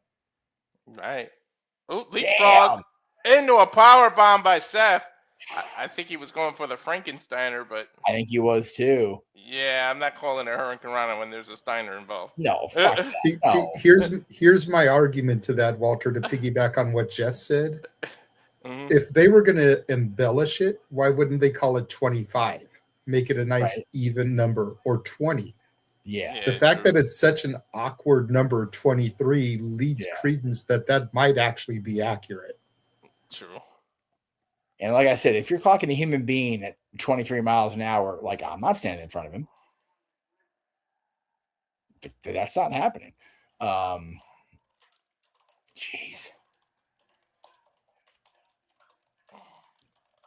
I love that this is a battle of not just two guys hate each other. This is like legacy. You've got a second generation in Bron Breakker, and you've got Seth Rollins, who JJ will, like both of you guys, Tyler Black, man, 15, 16, even 20 years ago in Ring of Honor and the Indies. These guys both have a legacy they're trying to protect, at the same time exercise their revenge on each other. I love this shit. And it's just a fight because we barely called any wrestling moves because they just been doing. That's how a steel cage match should be. A steel cage match should not be a freaking 5-star Meltzer popper. It should be like, we're going to spend this beating the fuck out of each other until one of us can't leave this cage of our own volition. Yeah, and there is the cane again. Kendo stick. To the gut. I used to hate that about video games. How, like, back in the day in real wrestling, you can escape through the door. They never put that in the, I guess because of the graphic cards, but they never put that in the games until, like, SmackDown versus Raw. Yeah, Jesus Christ, dude. He broke that kendo stick over Braun's back, like, almost instantly. Just the wild swings. Look at Breaker's build. If I was the stick, I'll break myself before I even make contact with that body. That's fair. Fucking self-sacrifice. Well, you guys having recently purchased those on the way to a show, JJ and I taking a shot on the back from one of them back in the day. I can vouch, dude. Those are not easy to break, but fucking Bron Breakker's back probably just broke it its own self, like you said. I never actually got hit by one. I got hit by those light tubes. They are. Oh no, definitely no light tubes. Yeah, no, I don't fuck with it because those break and those can cause damage, like serious, like especially life if you don't altering remove damage. from the middle. I forgot the proper name for it, but they remove those in wrestling. Yeah, our stupid asses didn't do that. Probably breathe lymphedema the whole fucking time. Yeah, no. Yeah, the kendo sticks. There's a way to make sure you're protected. Fluorescent light tubes, they just break, and if they embed the wrong way, you're losing your vision. You got all kinds of shit. Like those are one of the few weapons I've never ever liked in hardcore / deathmatch wrestling. I've never been a fan of those. Watching them up close, I get sick. Like I've told this story. I got legitimately ill, dry heaving, sitting next to Tammy Sitch watching a death match in XPW. Just like some of the stuff's like, okay, that I'm good. Thanks. Setting up the table in the corner and almost got speared through it till he just literally field goal kicked Bron in the head. God damn. Free kick soccer World Cup's going on. Now he's just Hadouken these chairs to his face. Fucking Sabu throwing them. I was gonna say Sabu chair throws here in Saudi Arabia. My goodness. He just threw it at his. He just threw it. Whatever. Now he's just piling it on top of Bron Breakker.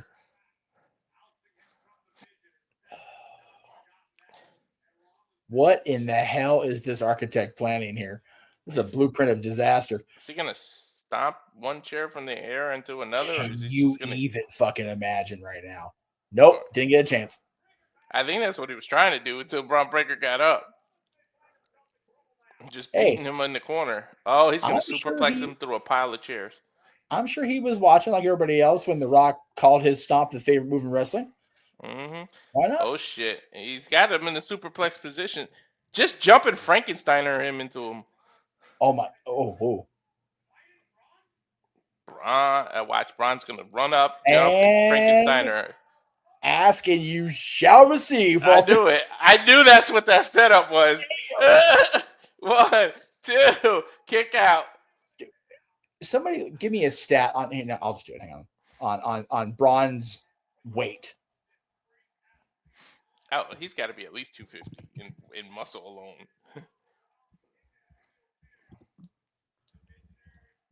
6'250". I told you. And he's Frankensteining like a goddamn cruiserweight. Mm-hmm. That's the Steiner. That's the Steiner math right there. Mm-hmm. He's bleeding out his eyebrow. He must have hit the corner or something. Yeah. Well, it always amused me that Scotty could do the Frankensteiner even before he. What is he doing? He is pumped. walking across the ropes while Seth is sitting on a chair, and he just did the clothesline without the assist of somebody being in the electric chair position. Dude, that was impressive. He just hit Daddy's move. Well, that one's more of a doomsday device. The Steiners did like the bulldog. Yeah, true. And with the electric with the stacking. That was a solo Road Warrior doomsday device. Hey, gotta use a chair somehow.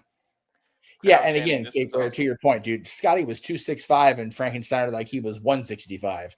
He also invented the move, to be fair. So Yep. I always marvel that a guy Scotty size, Bron size, just Frankenstein, just getting the rotation. It befuckles me. These guys are such great athletes. It's crazy. This is crazy. This whatever happens here is going to be crazy. Dude, lining him up. Oh my god. Oh my god. He's gonna. Oh my god. He just golf swung the chair, but Seth kicked out and then moved out and then super kicked him. Damn. Breaker's still holding the chair. Another super kick. There he goes. Lost the chair. Super kicked him in the face with the chair. I love how it landed. Yeah, chair stayed, clung to his neck. Seth coming out of the corner, going for the stop. Into a spear! God damn. 1, 2, kick out. My God. That short little version of it, Bron's spear gives me nightmares. Yeah, and he kind of jumps with it too. He does. He jumps into it just enough, just subtly enough where it's like, okay, I can believe that would kill somebody. Mm-hmm. And again, they're just pointing out stats in the chat room, man. Rick himself was 260 and was suplexing people like a bus, just suplexing people that are the size of a bus. Sorry, I totally ruined your comment there. The amount of overhead suplexes they used to hit. Yeah, both of them. Like you'll give Taz the human suplex machine, label or. I agree with this. Like if Bron's doing this spear, should not be a damn member of the Anawahi family doing it or anybody else. 100% agree with that, Matt. Great call. It's one of the overused moves, though. It is. Except Roman was doing it before Braun. And I agree. How do you get the tribal chief to not do that move no more? Well, fair, but But I would say Roman should be the only exception. Yes. Especially he's got that hoo-ah setup to it. It's like that's fair too. Yes, we did, Mikey. Yes, we did. Both men are sitting on top of a cage. Look at that shot. Just people. All you see is people and them on the cage. That's a great. Is that a crane or a drone? I think that's a crane. I'm trying to see the level of. Yeah, I think that's a crane cam, not a drone cam. Yeah, the drone would have been less quality. Yeah. Although they're getting better. Mm-hmm. Bron is on this cage. I am afraid of what's about to happen.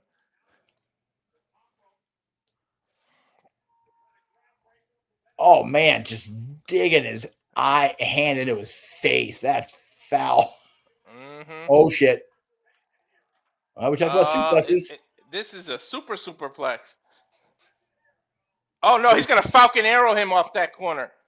Oh, Nope. no, he Oh, suplexed him. I forgot the table was there. So did I. Oh shit! Oh my god! He superplexed him through a table. I totally forgot that table was set up. Dude, it looks Braun's like the back bleeding bad, like from his it eye, looks like his the back of ears, his something. Oh, yeah, he caught his ear or something. Jay, you saw? I saw it. I just didn't have a chance to call. Yeah, he definitely clipped something on that table. Yeah, the table flipped up over him. Look, watch. Oh yeah, watch. Got hit with the corner of it. The Dude, corner of it if you flipped right if you to his watch it closely, he was bleeding before he hit the table. Yeah, I think So the table something just cut him beforehand. Yeah. Yeah, I I think was one gonna of the say chairs. the table flipping up. Ask RVD how well that goes, dude. RVD almost lost an eye because of that shit. Yeah, but the table could have just made the gash worse. Maybe. God. Well, if it's gonna be a feud ender, might as well have some blood. The ref Charles putting on them gloves. Oh, I have to. You have to. Jesus Oh my god! Christ. That's a lariat. Dude, Stan Hansen is reaching out from beyond going, God damn, guys, take it easy. And the single, he pulled him down. And running. Spear! He looks more badass bleeding. Don't clean him up. 1, 2. He hooked both legs and Seth Rollins still kicked out. Yeah, his eye is gashed. Dude, yeah. He definitely got, and you know what? The Steiners are kind of athletes, man. You get that blood, you get a whole other level going. Yeah, I wouldn't clean him off. He looks actually badass. Keep staring at the Dude, camera. look at that. like Look at that shot. Oh, and look at that. Looking at his own hands going, okay. Oh, it's on his eyebrow. It's a huge gash. Yeah, it is. You can see it. Oh, man. That looks like it was previously stitched and then got clipped. That's fugly. Mm-hmm. The desperation in Bronze. I love this. I love the desperation here. Yep. That's so good. That's so subtle. You know what I mean? Like, just stuff like that is great. And he's trying to escape the cage. I forgot they can even do this. Yep, they can. Rollins grabbing his ankle. When Rollins Kicked him does away. this, somebody Just from kicked the him away. vision He's is trying gonna to get. slam it. He's trying to get. Yeah. Grab him by the shoulders, not the trunks. Yeah, thank you, Seth. Yeah. But now that kind of makes Bron look weak, trying to desperately crawl out. Well, but he's seen his own blood and he hasn't been able to get the job done, dude. Desperate times. Oh, wait. He said, "Being a man, who are you?" Bron closed the cage right on Seth's head. That was nice. That was innovative. And now he backed up in the corner. That's a setup for a spear. That table Seth set up earlier. He's gonna miss, isn't he? I knew it. God damn. Into the table, into a pedigree. Big old pedigree. Stomp. Yep. And a cover. 1, 2. Kick out. Whoa. He kicked out. Please don't make me I'm with that kid. What the hell?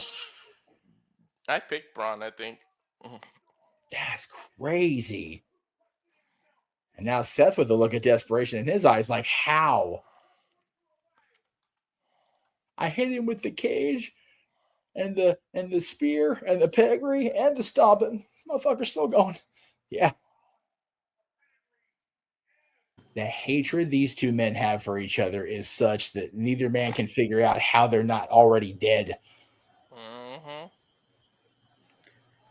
And he didn't just pedigree him. If you noticed, he put that extra little stank like Triple H would with his hated rivals. Oh, and, yeah. like, pushed him down. Yep. He didn't just drop him. He put that little oomph to that pedigree. So wait, what's go ahead, going on? go ahead.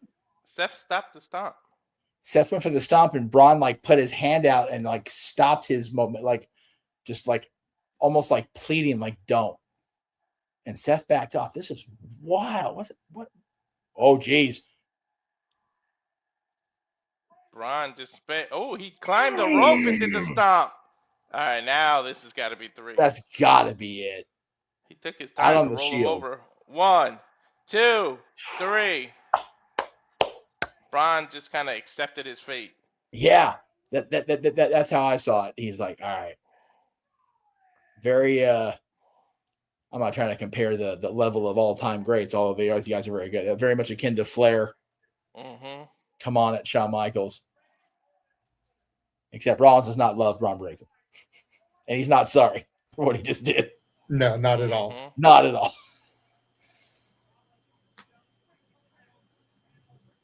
Man, that was everything it needed to be. And again, I would love to see where his eye got clipped, because man, once that eye injury happened, he was just gushing blood. It happened earlier in the match. I think it was a cane or something, or the chair. It may have been. But man, these two threw everything they have in their arsenal of weapons at each other, and it came down to just an acceptance of fate, like you said. Just like, all right, I'm gonna go out this way. Seth hit that stomp clean, and it's weird to say clean and dirty, but it's what it was, man. He got him right in the back of the head and just drove Bron into the mat.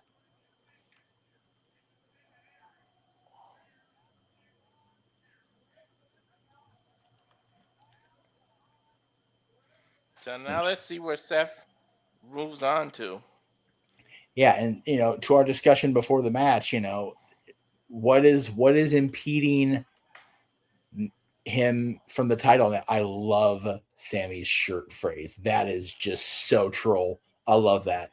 The last real good guy. That's awesome.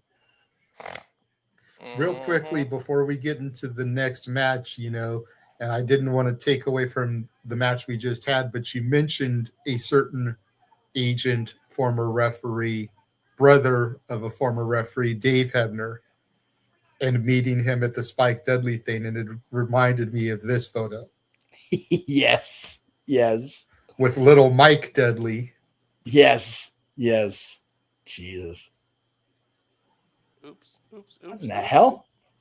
Yeah, I put that in the wrong spot. See? Yeah, you did. I was trying to work. Well, now I need that code though. 983. We're just giving away shit on the air. I don't mind us, No, that has to. Well, it looks like a zip code, so it does. No, Yeah. it's a one of those double verified craps for my job. Oh shit! Whoops.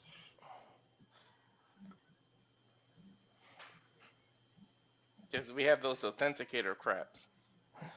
So shout out to Sequin Washington, 98382. Shout out to Sequin Washington. If you're watching out there. If you're watching in Washington, let us know.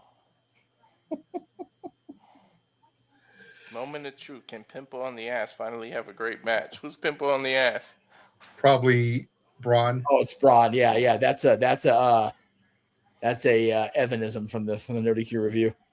And then this picture also started circulating the internet after EO1. Oh, damn. See? Don't fuck with Danhausen, man. Queenhausen is wild.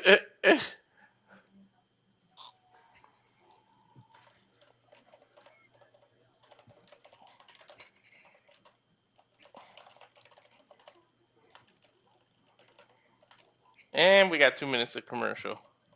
Yep. It is what it is. They had to switch to the real ESPN, I guess. We already did. Well, they got to. That whole match was the real ESPN. Yes. They got to switch. It was on the app. They got to clean the cage and all that stuff in the wood. Well, sure. And again, as we're sitting here on this 2-minute break, reminder, folks, as soon as we're done here, across the Casa D18 Studios channels, Sith Rival Studios. I reverted, JJ. I apologize.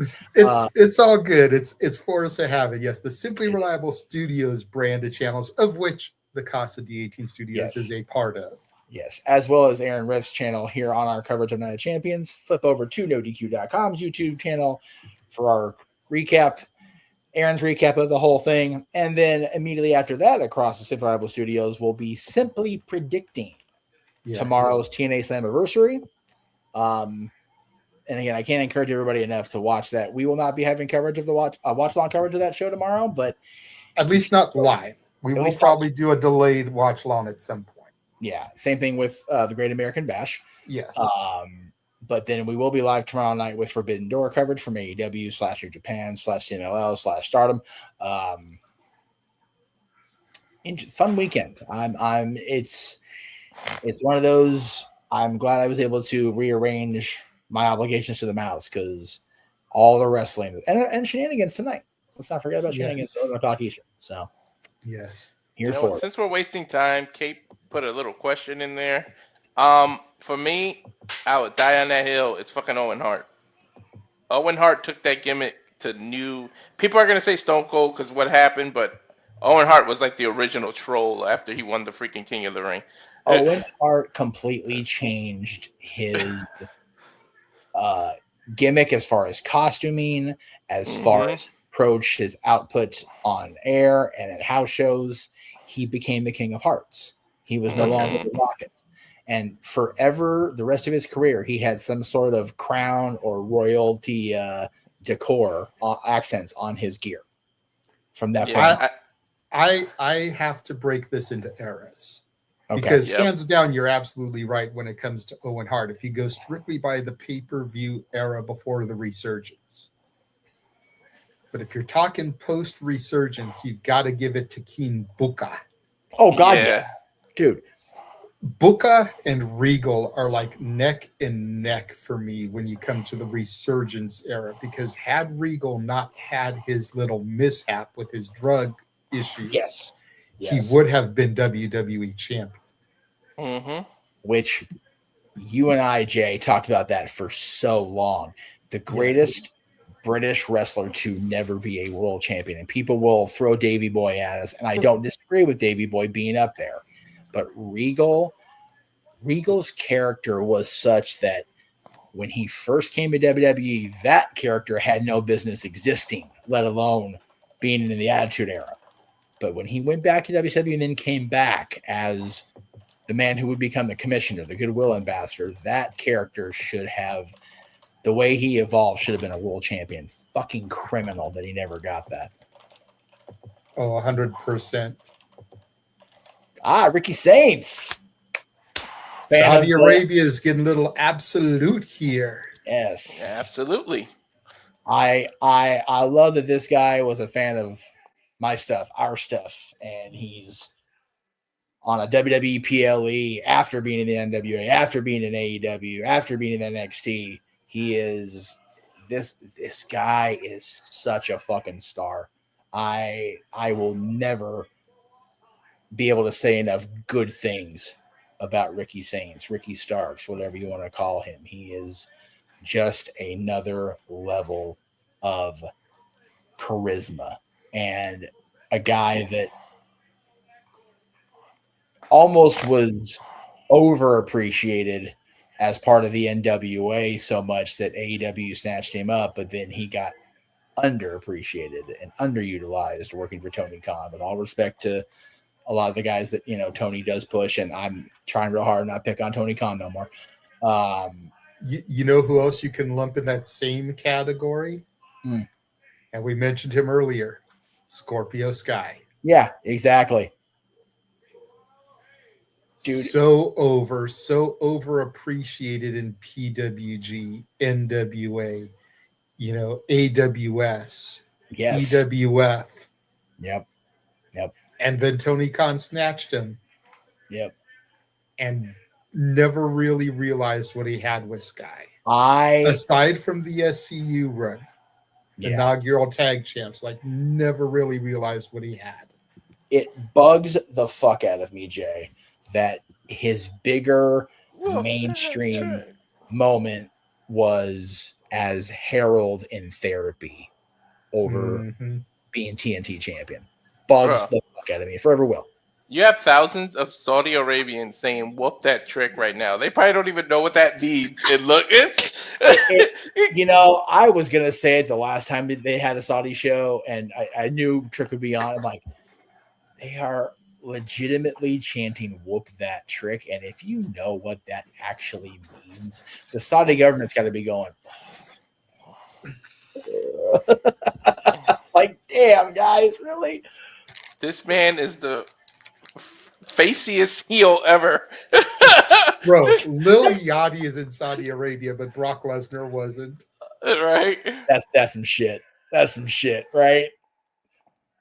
That is that okay. And that quote, Jay, will be like one of the dissections of the IWC in the next few days. You know what I mean?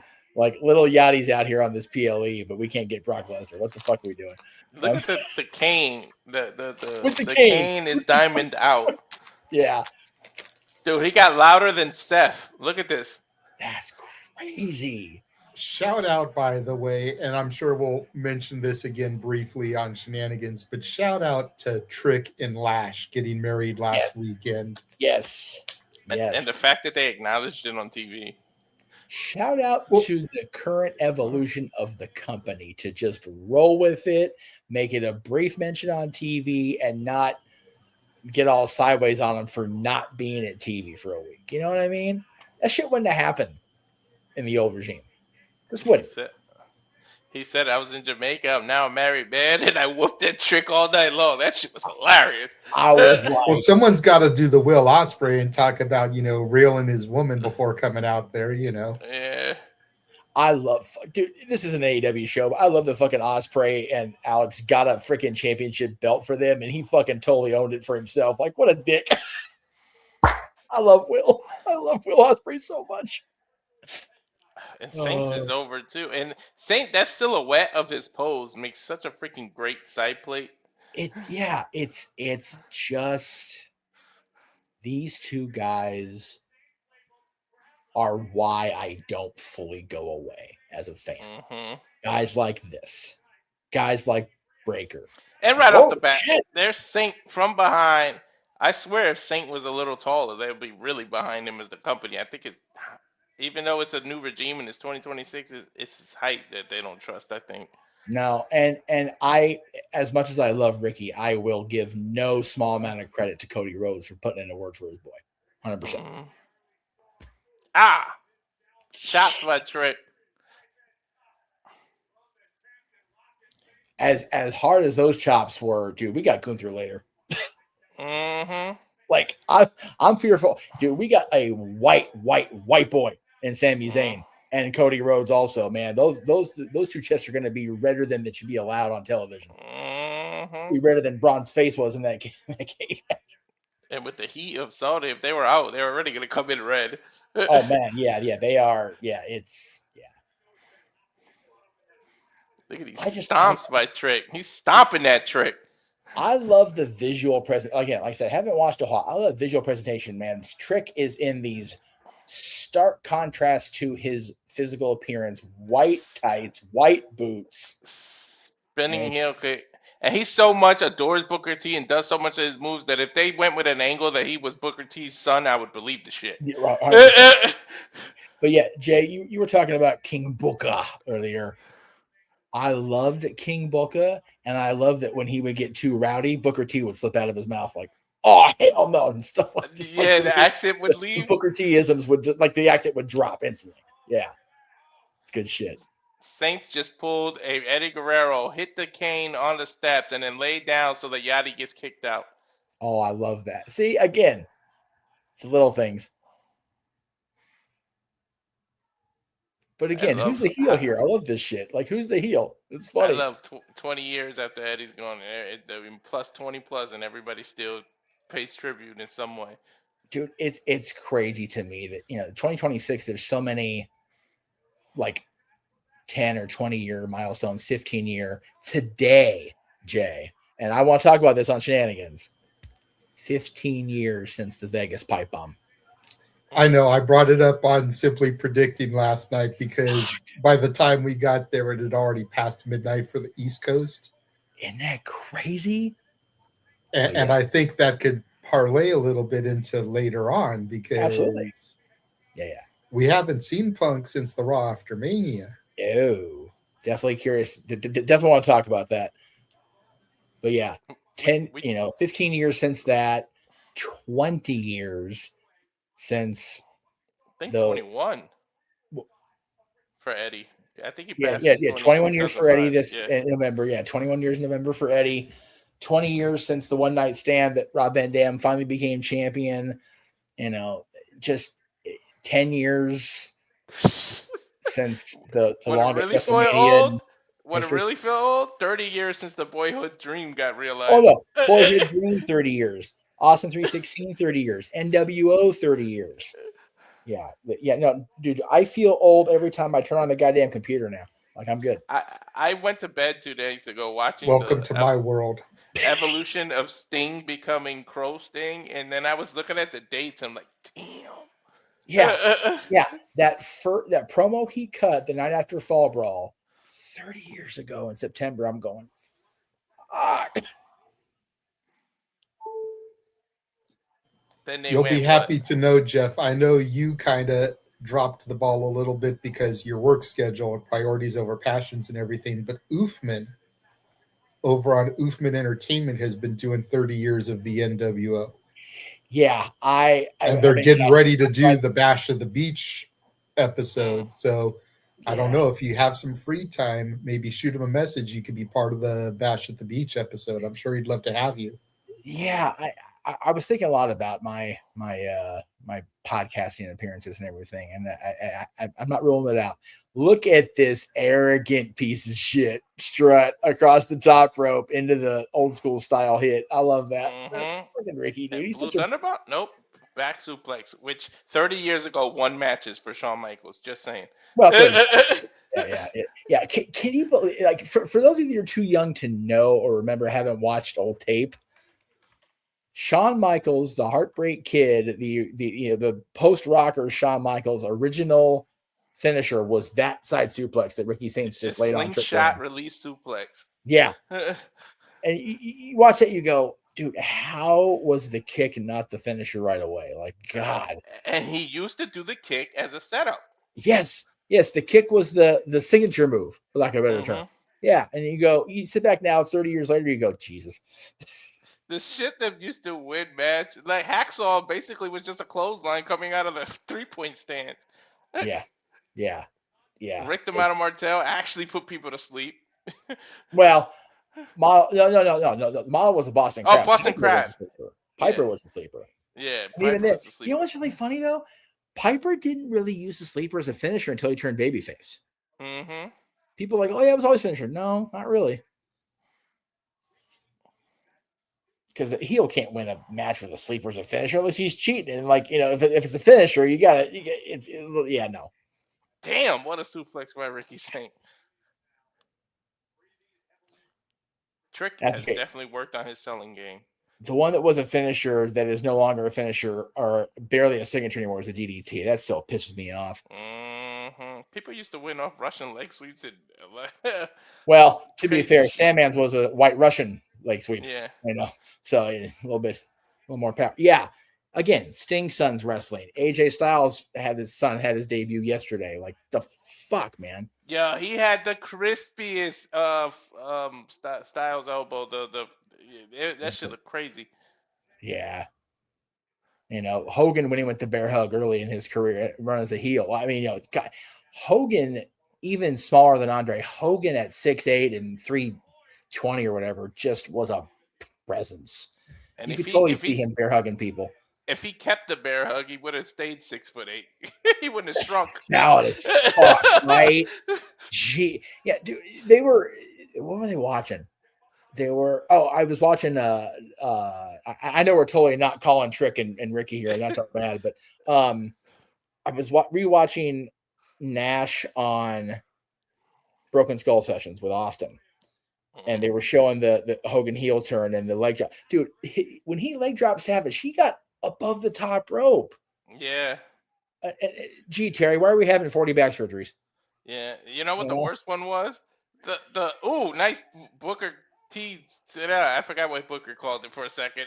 I missed the bookend. The bookend. Oh, the bookend. Yeah. But the worst is Ultimate Warriors was just a splash on your back. People lost. Gorilla press the finish of WrestleMania 6 is everything. Hogan misses the leg drop. Warrior hits a splash. That's it. It's like, for 1990, it's the best thing ever. For 2026, you're going, the fuck? Hogan still technically kicked out. Just to be like a screw you. Just barely, though. Just after. Just after. Still got to be that guy. Still got to be that guy. God damn, he dropped him hard on his face. 1, 2, kick out.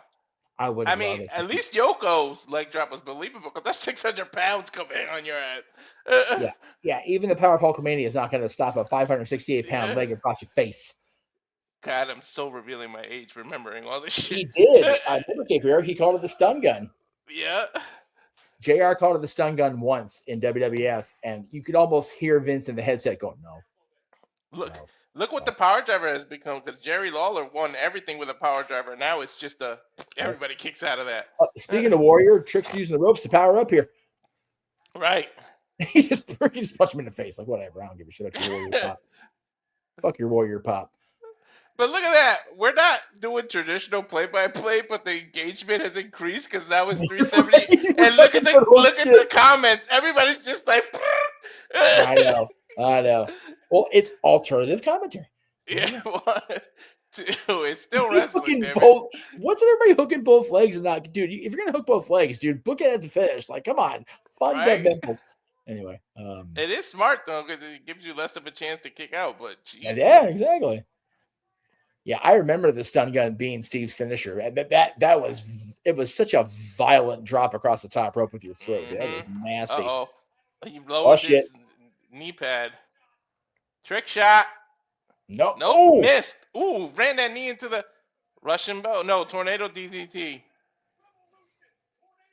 Tornado DDT. Chavo's old finisher. The rope. Shouldn't have done that. Oh, we got it though. Elbow 1, 2, kick out. Pull your trunks down a little, Saints. Damn, man.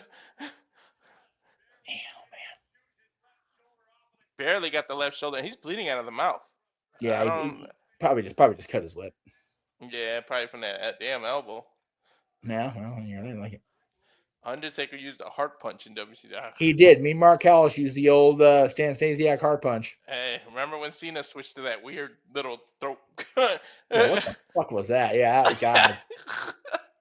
Even as his friend, I'm going, I think I'm going to bring top 10 back and be like the worst finishers in history of wrestling. Yeah, God, that was one of them for sure. Everybody. Oh, man. Trick shot. Trick shot and got the 3, even though his head was right there at the ropes. I thought he was going to grab the ropes. I thought he was too. I'm surprised. Trick is not a heel. What the fuck? I thought at the very least Ricky was going to move his arm under the rope. Yeah.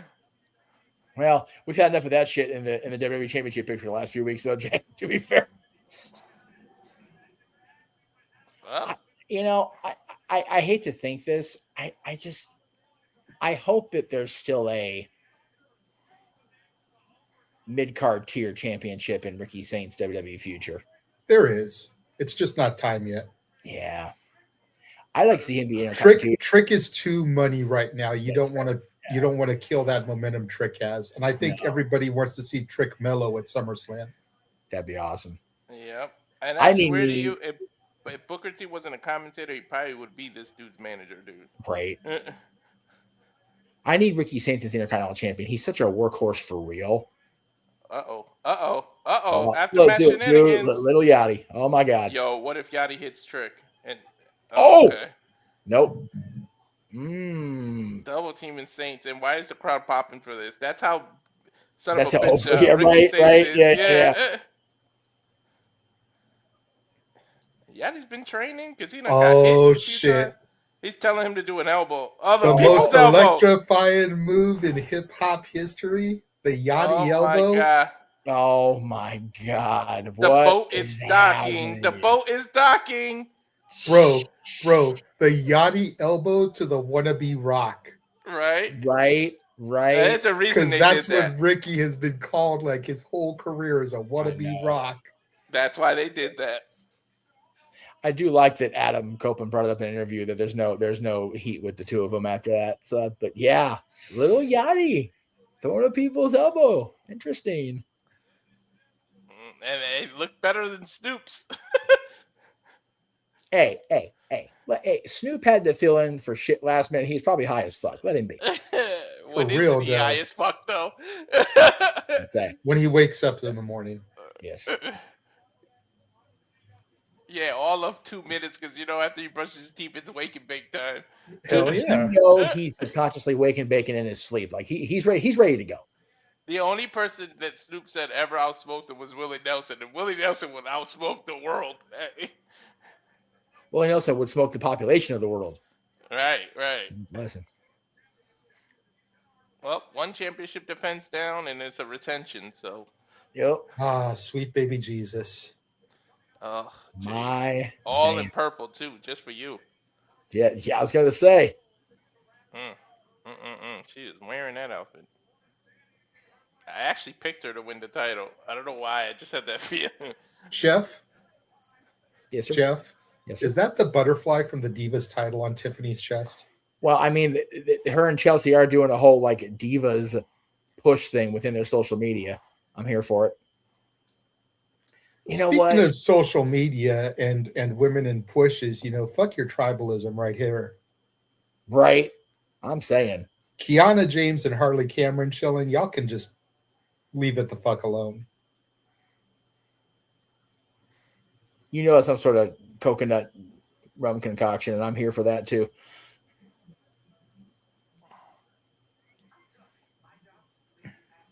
Oh man. Yeah, I forgot what I was saying because I got distracted by Kiana and her Jameses. We were talking about Jade prior to. Oh yeah. Tiffany's Stratton. We got Tiffany. Yeah, the whole butterfly thing. Yeah. I keep hearing that it's never going to happen because it's the modern WWE. I don't think I'll let that happen. But a Total Divas relaunch, Tiffany, Chelsea, the Bellas are back in the company. Natty still being on the show because she fucking carried that show on her goddamn back.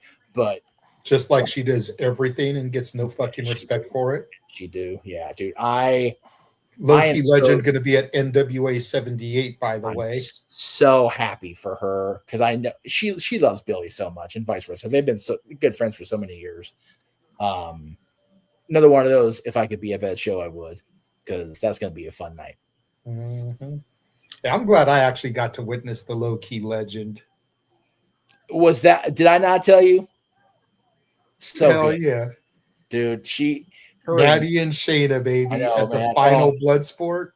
If any match needed to happen with this change in Natty, it was her and Shayna. And it didn't even happen in WWE technically, which was fucking even better. I when we chat every once in a while, I just keep reminding her, it's like, God damn it, I'm so happy for her. She's not gonna ever probably be the world champion again, but man, she's getting to let that vicious side out to play that she always wanted to. Bro, in addition to, as Matthew's saying, Natty should have been at least one-time IC champ right now. Yep. She should have been the initial. How we haven't had Queen of the Ring Natty yet, with Brett and Owen having been King of the Ring, is beyond me. Like, we need the low-key legend Natty as Queen of the Ring. And that could be how you get her one more run with the title. Because Queen of the Ring gets the shot at SummerSlam. If she makes SummerSlam was Brett and Davey. Brett and Owen. Brett and Piper. Well, no, that was Mania. Mania. Brett and Owen in a cage, which was fucking awesome. Brett Undertaker, Brett winning the world title, much like Natty won the world title at a SummerSlam. I know that they teamed Lash Legend with Nia Jax, right? Yes. It writes itself. You should have teamed Lash Legend with Natty and named it Low Key Legend.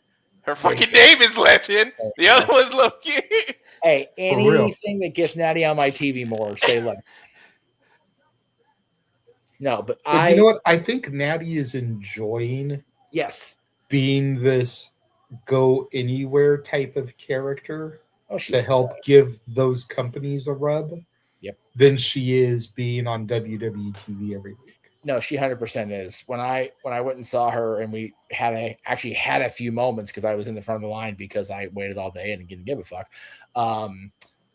Yeah, she is. She is, and not only is she doing that, she's also in the Dungeon 2.0 every week, multiple times a week, shaping the future. Much And like her we've seen grandfather. people coming through there.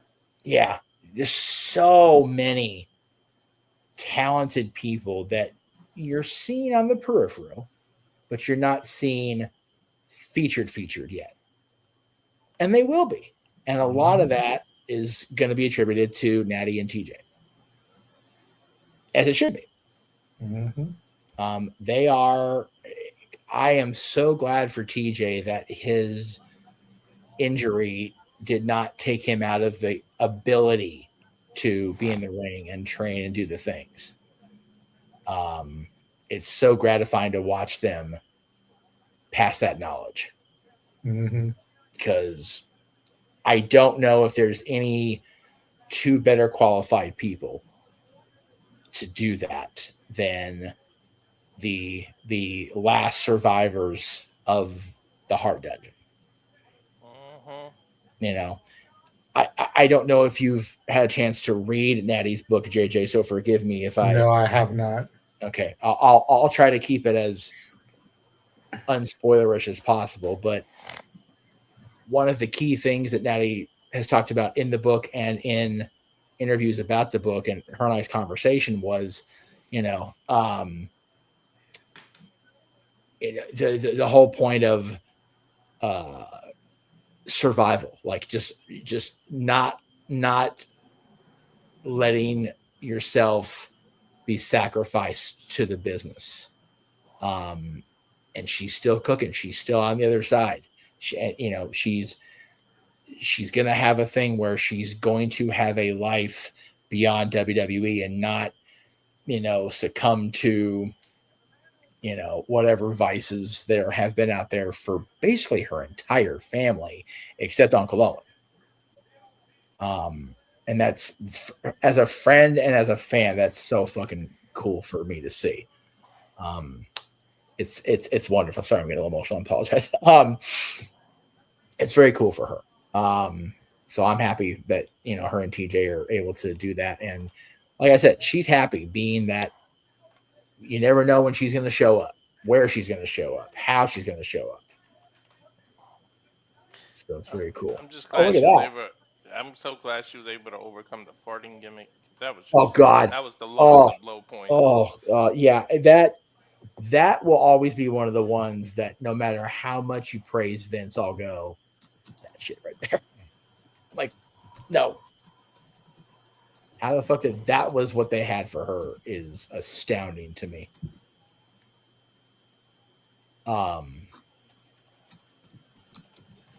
They were just showing on the broadcast, Roman Reigns signed Nick's championship belt that we were talking about they should have in the Garden for Danhausen. So that was cool. A storm has hit the desert. Moment of silence here for my future baby mama. Right. She just don't know. She just don't know. It's okay. It's all right. It's all right. She'll get learned. It's okay. And you know what? Kudos to her for the other week. Her wig started to come off. She adjusted, kept right going, didn't let it phase her. Nope. She embraced that. With all the camels and so here comes Jade. What the fuck? God damn it. Not enough thirst quencher in that region of the world.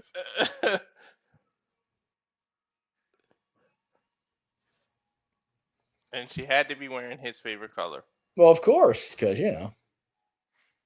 Dude, if Disney doesn't cast her in some kind of form of Storm for Marvel, you're just fucking up. Well, but again, it's I wonder how, and again, this is me being an employee of the company, but having no fucking knowledge whatsoever. I wonder if they're ever actually going to do a proper X-Men integration into this overall MCU. They're doing it, and allegedly they're in the Avengers. The X-Men are going to be part of it. Oh, in Doomsday? Yeah. Oh, okay. Dude, you could do a movie on Storm herself because she has that weird future where she's married to Wolverine and everything. It's a fucking trip. Yeah. Sorry, Well, y'all. I'm an X-Men comic No, nerd. I know all there- about shit. there's so many threads you can pull with the X-Men and with Mm-hmm. Marvel that why not? And You Storm know- can be a god. I almost wonder sometimes if Chadwick hadn't passed away when he did, would they have introduced her in Black Panther 2? Because there is a storyline where Storm and T'Challa are married. Yep. Oh, that's right. That's right. So she could have been introduced in Black Panther 2 kind of as a adversary or a love interest rival for the one that he had was Nakia in the first movie. Yeah. You could have had Aurora and Nakia kind of vying for T'Challa's affections, and you could have started that whole thing right there. But Chadwick, of course, passed away. The mantle of Black Panther had to get moved. But I almost wonder if Chadwick hadn't passed the way he did, if we could have seen Aurora in Black Panther 2, planting those seeds. That's what makes us different, guys. You see, the alternative is not just wrestling. We can link it to a whole bunch of shit. Well, no, but it'd be cool if Storm and the X-Men were integrated into the MCU, because then we could get X-Men character meet and greets or interactions in the parks. Tiffany came out strong. Yeah, she did. So the butterfly is not fully part of the top of the costume. It's almost hanging off. That seems dangerous to me. Yeah, me too. I think Chelsea could be the only one to win the title, bring back the Divas title, and no one would have an issue with it. I have, like I was talking about bringing Total Divas back. All these girls have talked about it. I think if ever there was we're going for the end early here. Okay. Mm-hmm. Especially when you already have Unreal. So yeah, right, exactly. Total Divas on Netflix right after that. Yeah, I mean, sometimes it does write itself. Mm-hmm. And have Nikki Bella be the producer of it, executive producer. Hey, those Bella girls have definitely proven their chops. I'm here for every bit of them getting all. And again, still so happy for Brie and Paige, and happy for Paige she's back. She got such a fucking pop yesterday. I know it was taped on because they were in London, right? Yeah. Oh my God, that power bomb by Jade cover one. She did every bit of that. Two. And she intelligently kept her legs over Tiffany's shoulders. Okay, so when Tiffany was laying in that pin, you can see the butterfly forms around her, so it's not okay, all right. It's a little more safe than I thought. It's still an interesting choice.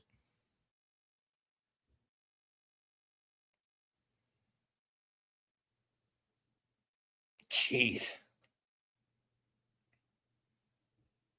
And again, we were talking about the costume alterations of this particular show compared to when Natty and Lacey had their match, and it was just very basic, almost Power Ranger-y costuming. They're definitely doing everything they can to see how far they can push that envelope as far as their costuming and still, get away with and still be able to compete in the ring. Oh yeah, 100%. Sorry, that kind of took me forever to say. No, it's all good. I was trying to cover for Walter anyways because he got a phone call and now he's done. So yeah, you're good. You're good, brother. Yeah, I was just trying to make that point, but I ended up starting like a dipshit. It's hard not to stutter when watching these two. I'm starting to like purple my damn self. Shit. Well, Undertaker was a big purple character. There you go. Yeah, my wife's favorite color is purple. So. Well, so there you go. Happy wife, happy life, brother. Mm-hmm. Like the purples. Even my wife appreciates Jade. She'd be looking at her like, damn. Mm-hmm. It's exactly how I look at her, like, damn. Jesus. Nice elbows from Jade. Irish whip Tiffany out of the corner with an elbow. Punch to the chest. I mean, kick to the chest. Now these elbows. You ain't going to match power and strength and punching with Jade, so you got to do something else. Ooh, she went for a pop-up power bomb, and Tiffany drop-kicked her on the way down. That was a nice counter there. You don't see that counter a whole lot from Jade, but man, Tiffany hit that, and oh man, that springboard elbow. Now a springboard into a German suplex position. No, Jade! Oh, reverse. Nope. Is Tiffany bleeding out of the bottom of her teeth? Is she really? 1, 2. It looked like something was going on with her teeth. I wonder if that stupid, I call it stupid because I don't think it looks safe, but that butterfly thing caught her. Nope. I don't know. Something's going on. It's the bottom of her teeth. Look. Unless it's just her tongue ring hitting it. Oh, I didn't know she had a tongue ring. I don't pay much attention. Oh, she flipped right into Cargill, who picked her up into a power God bomb. damn. Nope. Hurricane Rana. Jade a little bit dazed and phased. Death Valley position. Death Valley driver rolling. Rolling senton there. Yeah. Prettiest moonsault. Oh, no. Double knees into Jaded. Knees. Oh, man. Nope. Torture rack position. Spinning into a blue thunder bomb. 1, 2. Why are you even counting, Walter? I know, but the irony if Jade won a title on the blue thunder bomb, JJ would have never let that shit go. This is probably accurate. Dude, if Jade won the title of Blue Thunder, him and Noah would be at it all night on shenanigans. Like, fuck. All of a sudden, Blue Thunder Bomb would be the greatest move in history. To fucking right. Right? Jesus. Tiffany up, got caught. God, look at the confidence. I love the arrogance and confidence Cradle. on Jade. Oh, but she didn't land correctly. 1, 2. Again, that low moment of hesitation. I hate to be this guy, but man, just wrestle. Just wrestle, guys and gals. You don't need the freaking flippity Meltzer popping shit. Like, really? Tiffany off the top row. Is that B-Fab? What in the hell? Here comes B-Fab. Meacham throws Tiffany into a choke slam. Boop. Cover. 1, 2. Kick out. Nope. Come on, Chelsea. No. We're not going to have that be the thing. If Chelsea pops out, she's going to get the biggest pop. There's Chelsea. What? Say her name and she shall appear. I believe in Chelsea. Threw Meacham into the ring or into the stairs, and now B-Fab into the podium that holds the titles. God damn. What did? Oh, speak of. Chelsea with the title she loves. Oh, she's gonna hit Jade, is it? No. Inside cradle. 1, 2. Pump kick. God damn, she got that kick right in to Tiffany. And she pulled Chelsea in the ring. That's not a DQ because it was Jade that pulled her. Yep, Jade pulled Chelsea in, but if Chelsea hits her, it's still a DQ. Remember that title's still in the corner right there. If Tiffany picks that up. It is. It's right there. And I think Jade just noticed the title's there. Yup, she did. Oh, Charlotte Flair just come out of nowhere and grabs the title. God damn, she is cooking.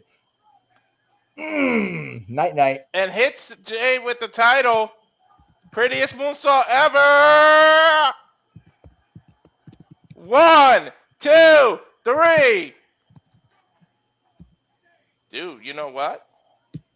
This might lead if they keep it up. It's quite a few months away, but this will be a War Games that actually makes sense.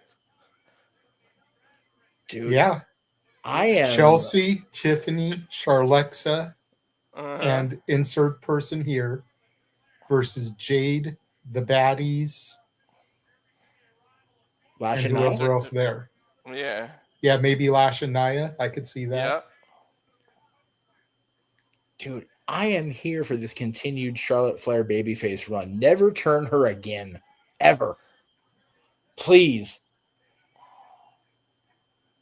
It is so cool to be able to cheer her and not be looked sideways at me. I know. Look, I even said last night when I brought up the Charlotte Danhausen thing on Simply Predicting that she actually earned a couple of brownie points from me by not taking herself too seriously in that. No, you know like, what, dude? I'm still not a fan, but yeah. she earned some points from me. Yeah, this is going to sound like almost too introspective. I think the long injury and having to rehab and realizing she had to character rehab and public persona rehab and then going through the divorce, I think that whole time really shaped Ashley's perspective. I firmly stand by that. And this whole friendship and acquaintanceship with Scarlett, the little girl with the brain brain cancer, I think it was. Forgive me. I'm sorry if I not had that 100% accurate. Stuff like that will change you. And I think it has changed Ashley enough. Not to interrupt. That green Saudi Saudi shirt looks exactly like my I can speak typo shirt. Yes, it does. Yes, it does. That's hysterical. That's too funny. But yeah, stuff like that will change you. And I think that enough of Ashley's perspective on things has reshaped the character of Charlotte Flair. So that's cool. I like that. You know what I think it was?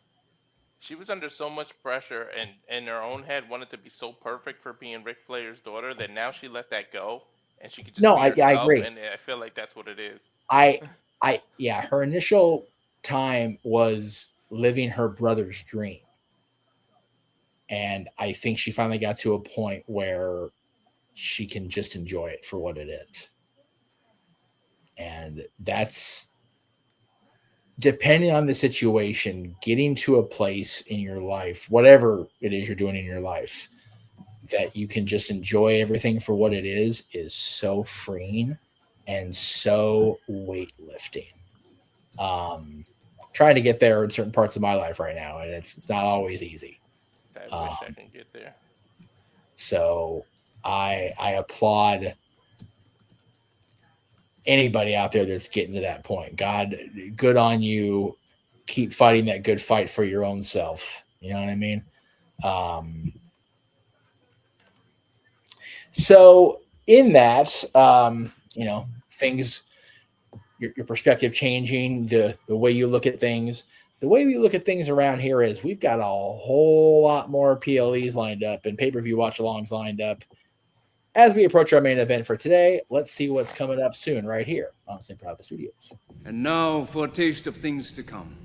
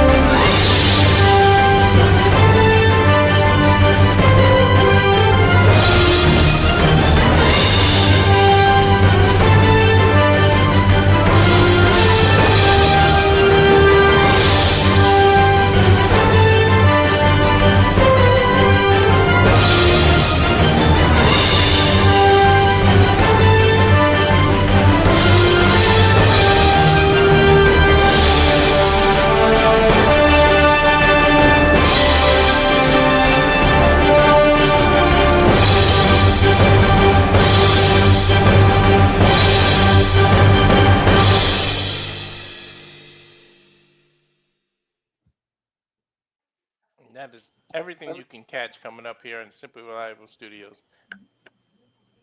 And 400 people watching. That's some humbling shit. I'm not gonna lie. Mm-hmm. That's cool stuff.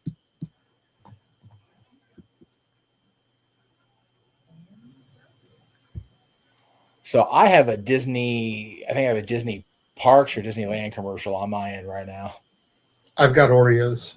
All right, hey, I got ESPN Stream Now, 30 for 30 type thing. And now I've got an Evil Dead commercial. There you go. And I have that commercial too. break. We'll be back soon. Oh, jeez. That's so funny that we're all on ESPN. And it's I mean, like I said, I have Evil Dead like JJ has. So at least we're in sync on that front. Evil Dead Burn, I got now. Okay. Only in theaters, July 10th. Now I got the Summer that's Slam. what I had. Yeah.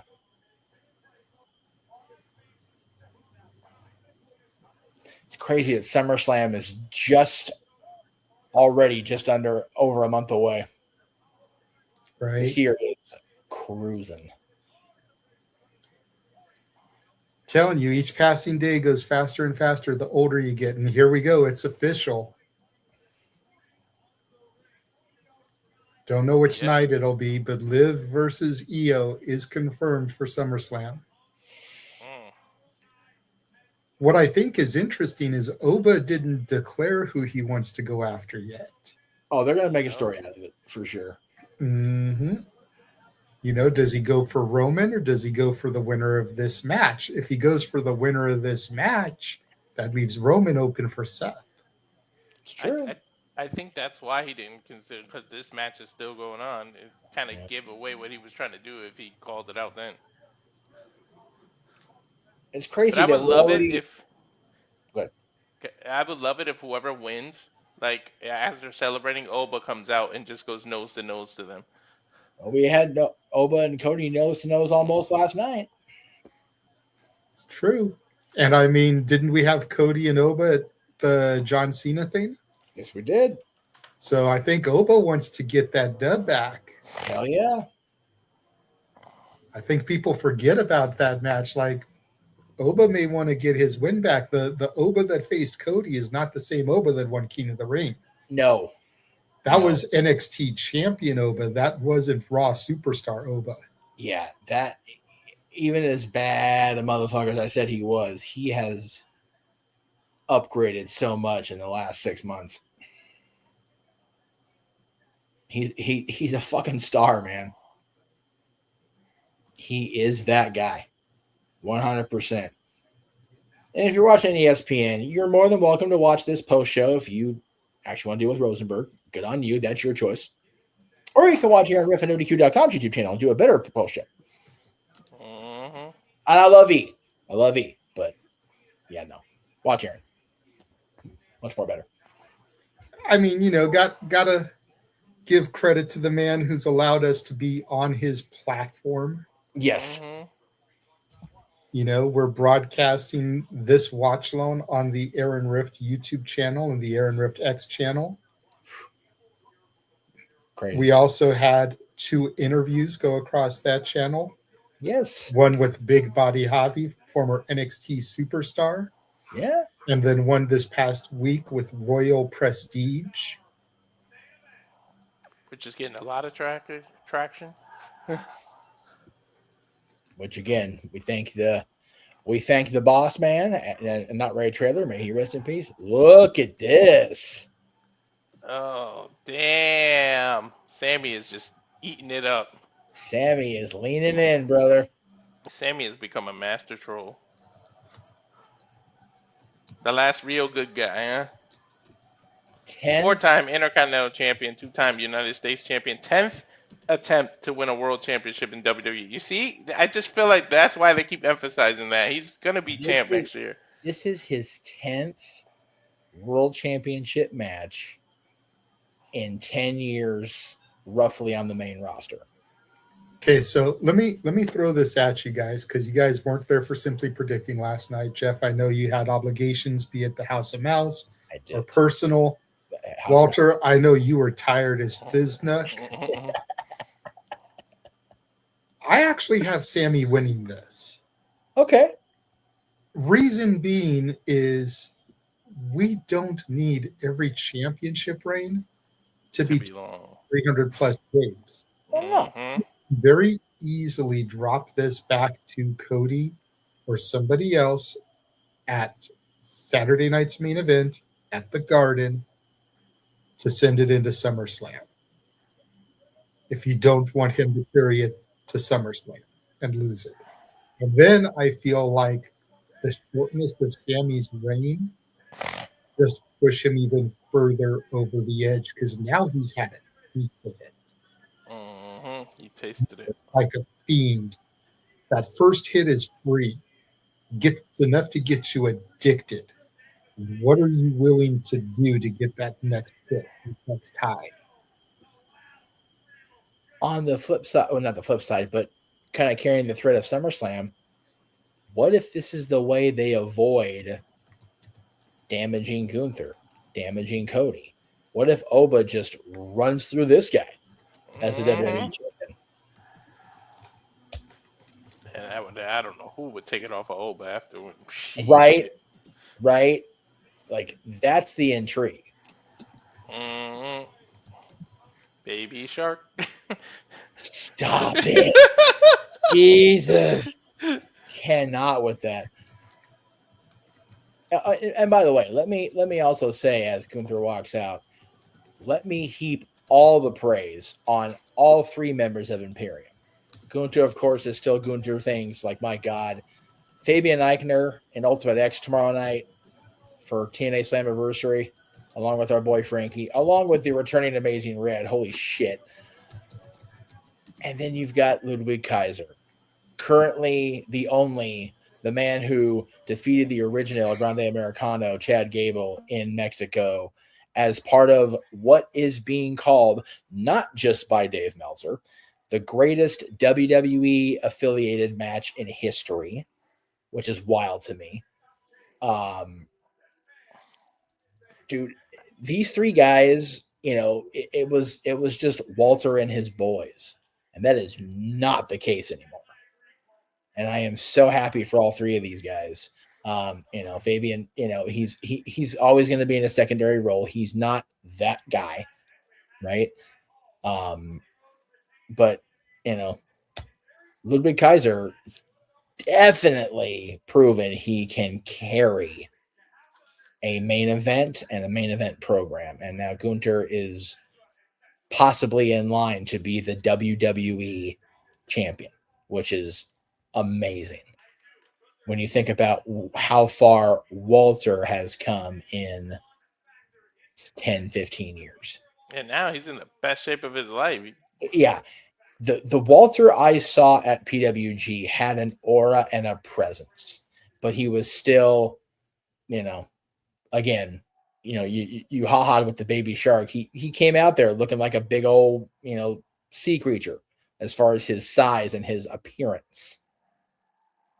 But this guy, if this guy had been Walter back in, the early part of the last decade and carrying through Europe and PWG and things like that, I would have been afraid for people's lives. I'm just glad we got a new regime, because Vince would have made him that typical, stereotypical foreign heel, and it would have fucked Walter up. How much black accent? 420 Walter. Yeah. How much black accent on this Cody Rhodes, the QB1, the ultimate baby face, wearing a lot of black on this costume. I wouldn't mind having Sami win. I'm just saying, for all, I remember when the Horsemen came back, Arn Anderson, we don't wear white hats. We're not nice guys. Cody's outfit is predominantly black with colorful accents here. What was that they threw at him? Looked like a shirt of some kind.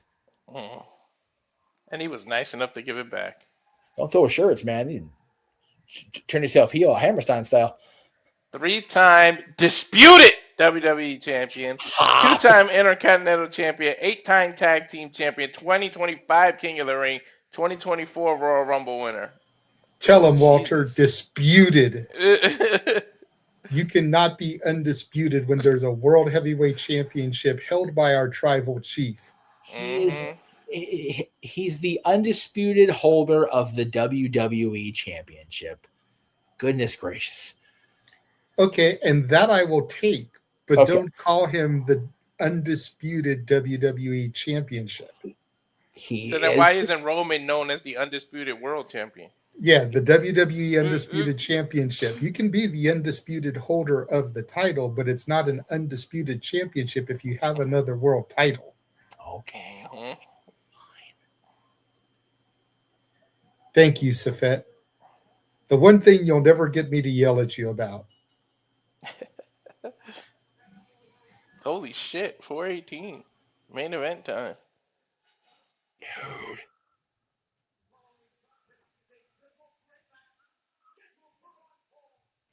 I can't decide if I like Mark Nash or not. Like, I have moments where I like Mark and then I go, not so much.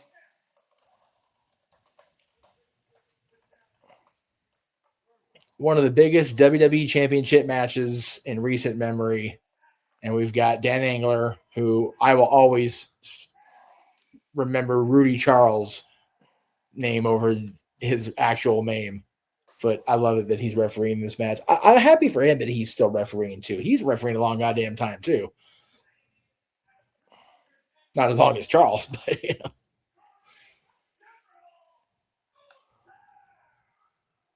Yeah, dude, like, you guys are right. Gunther's in the best shape of his life, let alone his career. He's got everything going for him, man.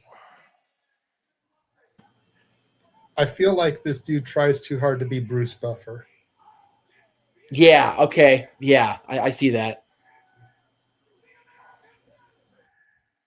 What's funny is people originally were saying Bruce Buffer's trying to be too much like Michael. It's like, no, dude, Bruce Buffer's his own gimmick. Bruce Buffer's his own style. Runs in the family. It does. The fact that they didn't even know they were brothers until later in life is hilarious. Which is hysterical to me. It's like there's a name connection. Maybe do a little research, folks. You know?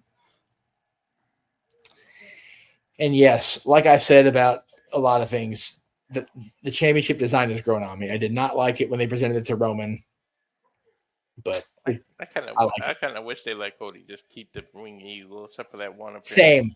Same. I will forever say that. I will die on the hill defending the winged eagle being the championship. But if they're gonna go with it, it's grown on me a little bit. Here we go. Yo, the crowd is chanting for Sami. Well, of course, he's the last real good guy. He's the babyface.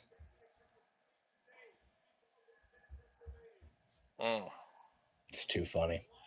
These people haven't even touched yet, and the crowd is on their feet. I want so bad for Sami to win. I'm telling you, this is one of those times you call for the audible. Like, if that's not the plan, how do you not hear that crowd and be like, okay, let him go over? Yeah. Gunther just booted the hell out of Sami, and now Sami's on top of Gunther. Gunther pushes him off. He pulls the top rope. Gunther falls on the outside. Yep, we're down to one-on-one. Yeah, see, I think it's different here, Jay, than it was in Montreal with Roman. Like, there was serious talk internally about calling an audible, but having Roman lose at that point would have derailed so many different things. Having Cody lose the title here in a triple threat situation doesn't hurt anybody. It only helps Sami. Even only if he is champion until the Garden or until SummerSlam or whatever. Sami Zayn being the WWE champion, first of all, you'll get me popping and crying like an idiot because of the long connection. But it would just be a great moment. Agreed, and you protect Cody by letting Gunther take the fall. And Gunther could recover to taking that fall. It won't derail him that much. Yeah, it's not like Gunther losing the Intercontinental title or him losing the world title to Jay. Like, at this point, Gunther losing is not career ending or career defining because he's been shown to be fallible. It's okay. Cody eating a pin clean, I think, hurts him more than if there's shenanigans finish. So Gunther losing, taking the fall doesn't derail me as much. Exactly. And then Cody can say, well, you won the title, but you didn't beat me. Right. Gunther having lost, but being undefeated in these career-ending matches, is now looking for another career to end come SummerSlam to get back on the winning ways. Yeah. Brock Lesnar, anybody? Minnesota. Yeah. And Sami can have a short run as champion, like we said, going into either Saturday night's main event or losing it back to Cody at SummerSlam. And I still don't even think Gunther beats Brock necessarily. I still want to see Brock go past August. At least until Mania. And it makes sense if Gunther's the one, because he's the one that keeps emphasizing over and over again that Sami will never be champion. The fact that they keep giving him that line, if Sami pins Gunther, it makes a hell of a lot of sense. And then you have the whole dynamic of not only did Sami end Gunther's Intercontinental title reign at WrestleMania a couple of years ago, but he also shut Gunther up for a moment by pinning him to become the champion. Mm-hmm. Oh my God! I thought he was gonna do a swinging neckbreaker. He just chopped Cody down, and Cody kicks out at one. Jesus Christ, that was. And the fact that Sami keeps not being a factor. You see how he keeps being out of the ring, keeps getting taken out. He really hasn't been the factor in this match. I told you them chops on these white boys was going to be ugly. Mm-hmm.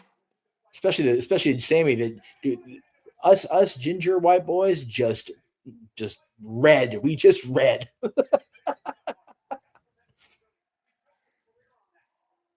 don't know if you can see it in this light or not, because I don't think it's as bad as it was yesterday.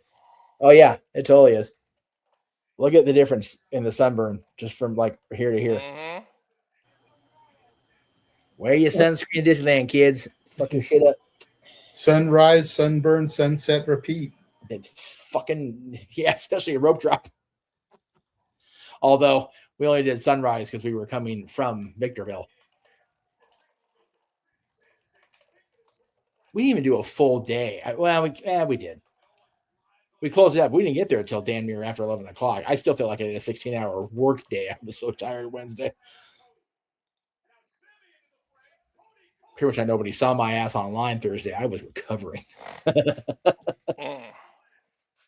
Kick out by Sami at 2. Cody trying to take advantage. Take a look at the replay. Look at that power slam by Cody. Great power slam. Great side effect there. Shades of Matt Hardy. You could so see that Cody used to be part of Legacy with Orton, because that power slam he does. Oh! Double cutter. That was slick. I like the idea Cape Rayer threw out there about Cody hitting the crossroads, but Sami taking advantage. That would be the perfect chicken shit way to have the last good guy still pull it off. I'm here for that 100%. Suicide dive. Yeah, of course.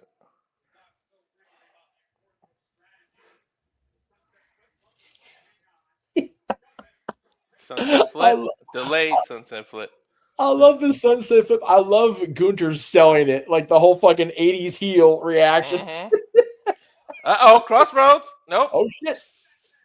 Snapmare takeover into the power bomb. Hold it. Nope, covered. 1. 2. I thought Gunther was going to hold it and do a second power bomb. He planted Cody on that power bomb and still held it. You knew Sami was coming, though. Well, of course. Gunther did that little over his shoulder peek. He kind of made it. Yeah. And again, to your point, Walter, they keep removing Sami from the equation. Mm-hmm. Getting him out of the ring, getting him out of the way, wanting it to be just him and Cody. Because it makes you forget Sami's even part of it for a second. And then when he comes out of nowhere, just like earlier with the Seth, I totally forgot that table was set up, and then boom. 100%. Yeah. Yeah. I didn't realize it was there until they went through it. Oh, shit. Oh, there it is. Blue. Nope.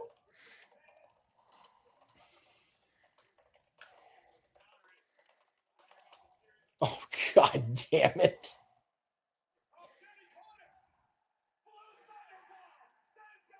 Oh, man. He don't even count. Yeah, I know. That's why I didn't do it. I'm gonna pause. Usually, you know how Noah is. He interrupts with the counts, and I do it too, but I didn't even do it this time. So I don't know how far you guys are. I'm at 439, 38, 39, 40, 41. I'm at 50. Oh, geez. 54, 55. Tell me when you get to 440. I'll just pause it. He's setting up for the haluva kick. Okay, I will. I'm at 440 now. All right. And Gunther just pulled. I guess he pulled him through the anchor because the way Sami was, make a wish. God, and Gunther just laying in those shots, the European uppercuts and just the shots across the chest. He's just browbeating Sami before he sets him up on the top rope. Sitting him up there. Oh my God. Hit him like his mama should have. Right? Oh my God. That chop. Damn. You can pay me enough to take a chop from Gunther. No, I have been in one of these little Legion halls when Walter was throwing chops. I'm fucking good. I'm okay.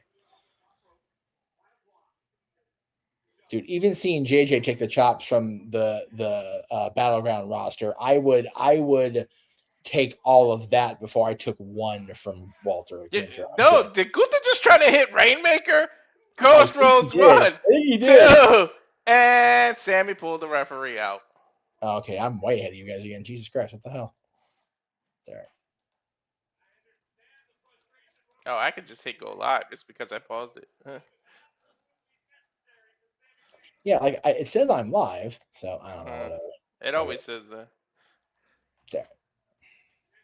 I'm just gonna back out and go back in, and I'll tell you where I'm at. Right now, I've got Sami on the apron, just shuddering, and he just entered the ring, and Cody punched him. Sami punched, Cody punched, Sami punched. Throwing them back and forth, man. They're throwing haymakers. Jumped ahead of you with Gunther power bombing Sami, and now power bombing Cody on top of Sami. Oh, geez, you're bomb. Fuck. All right. Oh my God, Gunther's going power bomb heavy. He just power bombed Sami twice, but into a destroyer by Sami. Holy shit! He kicked out, but damn if that wasn't a 3. That was some last second shit by Gunther. He literally turned a power bomb into a destroyer. Oh, not a destroyer, a code red. Basically the same move. Well, yeah, there's little nuances. I'm back live now. I've got the drone shot zooming in on the ring. Yeah, me too. But did you see the kick out that Gunther did? I did. That was like 2.9999999. Yeah. It's one of those. It doesn't get close without the bell ringing, folks. Dude, I thought he counted 3 for a second. Yeah, same. On the replay, it looked like it did. Yeah. Sami covering, climbing the ropes, learn English, jump forward, rolling through. Gunther with that. Oh, he tried to do his own version of a haluva kick. Move Sami backing up into his own haluva kick, and he got it. Oh, he did. Gunther falls out of the cover. 1, 2. This time Cody pulls the referee out. Ooh, man. That was close. It's triple threat, Dan. Calm yourself down.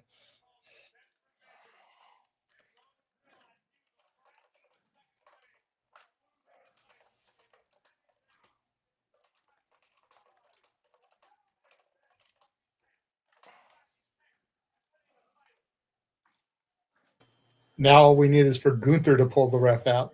Dude, is Cody calling Sami out to the floor to fight? Is that what he wants? Yeah, he just slapped his head against the table there. All right, whatever. Clearing, and do it on the English table. Don't do it on the Arabic table. Don't disrespect. Damn. Clearing. Damn, how do you have trouble clearing that?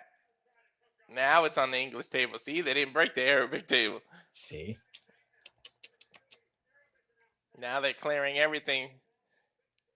That surge protector, Sami had trouble picking it up too. It must be magnetic and it was stuck on the table. Yeah, I think so. Or taped up there. Jesus Christ, this stuff has to be so inexpensive. They're throwing that shit like it's 1980s plastic. Like, what are we doing, guys? Jeez. What the hell was the point of slapping the water bottle, Cody? I mean, Sami. Oh, they're both English tables. Okay. Oh, I don't know. Sami, is he going for that package power bomb, Kevin Owens style? Oh man, wouldn't that be And he's something? got Cody up. Cody with a shot to the gut. Sami got power or a backdrop from one table to the other. Aye. He tried to go for a package power bomb to shout out his best friend at the Cody's the one who brought him up. Dude, package pile driver on Cody on the table would have been sick. What is Michael Cole signaling? What was that? I don't know. Yeah, what was that? He was showing something to the guy at ringside. Yeah, like something happened that wasn't supposed to happen. Uh-oh. Yeah. Oh man, Sami went straight through that fucking table. Mm-hmm. Just This is the point where Sami's out of it and you forget about him for a little bit. Yep. I think it was a piece of equipment that was on the table that wasn't supposed to get fucked up, and Michael's like, "You got fucked up." And now Gunther powerbombed Cody onto the table, but it didn't break. Oh. And he does it again. This time it breaks. God. And he landed on a producer on top of that. Yeah, well, you know. Dude, This might be the point where Sami interrupts the pin. That was the same guy that was holding me. Dude, that guy's going through it in this match. Cody getting rolled in after Gunther just powerbombed him through the table. And now the sleeper. And the leg wrap, too. Divine. Wow, he got him. And there's no rope breaks. There's no rope breaks. And he's in the dead-ass center of the ring. The ref might get pulled out when he's going to tap. And look, he rides Cody's back, and Cody's picking up Gunther. He let it go for just a second, and then Cody got underneath it and is picking him up now. Uh-oh. Dude, Helluva kick here would be gnarly. Oh, he just dropped right out of it. Backdrop. But then Gunther snaps it again. Cody's inches away from the rope, but it doesn't matter in a triple threat match. Dude, Gunther's a fucking... Cody's eyes are rolling. Cody's eyes are hazy. They're rolling to the back of the... Oh, shit. Is Sami going to come out of nowhere and pull Cody's arm? He has to. Referee picking up the hand. Old school style. Wow. Sami stops it from going down. Sami, that would only been once. He needs to do it 3 times. And now Gunther punching Sami. God damn, dude. Dude, they're hook, line, and sinker. They're selling me on this shit. Yeah, they are. Yeah, 100%. Gunther just chops Sami. Taunting the crowd. Another one. God.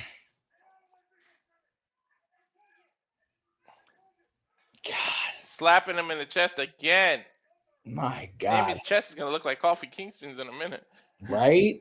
Now, Sami, always defiant, slapping Gunther back and got chopped right back into the corner. And then an exploder suplex into the corner usually sets up the Helluva kick, but remember, Cody's right there. Right there. Helluva kick to Gunther! Cover! 1, 2! Oh, Gunther kicked out. They are getting me on these. Man, that was a 2.99 also. Holy crap. Sami's getting frustrated. That might be the most goated. The crowd jumped thinking Sami was winning, and then that kick out, you can hear the room come out of the air. The air come out of the room. You can feel it. Yeah. Oh, man. Well, that Helluva kick after Exploder took the tag titles off the Usos, took the Intercontinental title off Gunther. Mm-hmm. but it didn't And get the job remember, done here. they're doing what I said they were going to do with Sami because now you're forgetting about Cody for a while. Mm-hmm. Here comes, where's the golden boy? Hell of a clothesline. Now that's hilarious. That was Hanson-esque. Power bomb, but Cody comes in with the Cody cutter off the top rope. Now crossroads to Sami. No, reverse! Reverse! He hit a crossroad on Cody! Nah. He was Cody so getting proud up. of himself. Cody getting up. Is he going to hit Cody with the haluva kick? No, Gunther slaps the sleeper on him as he was running. Reverse. Cody, double crossroads. God damn it. And then he held on to Sami as Gunther rolls out. Now we know what's about to happen. Oh, man. He held on. No, Sami slipped. Roll up. 1, 2, 3. Sami Zayn beat Cody Rhodes. Sami Zayn is the WWE champion. Holy shit. Oh, my God. Sami Zayn rolled Cody up and is the new WWE champion. That almost looked like an accident. Holy shit! Holy shit.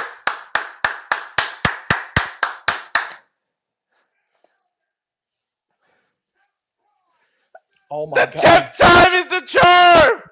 Jeez, I don't think I've ever gotten that loud before on all I watch along.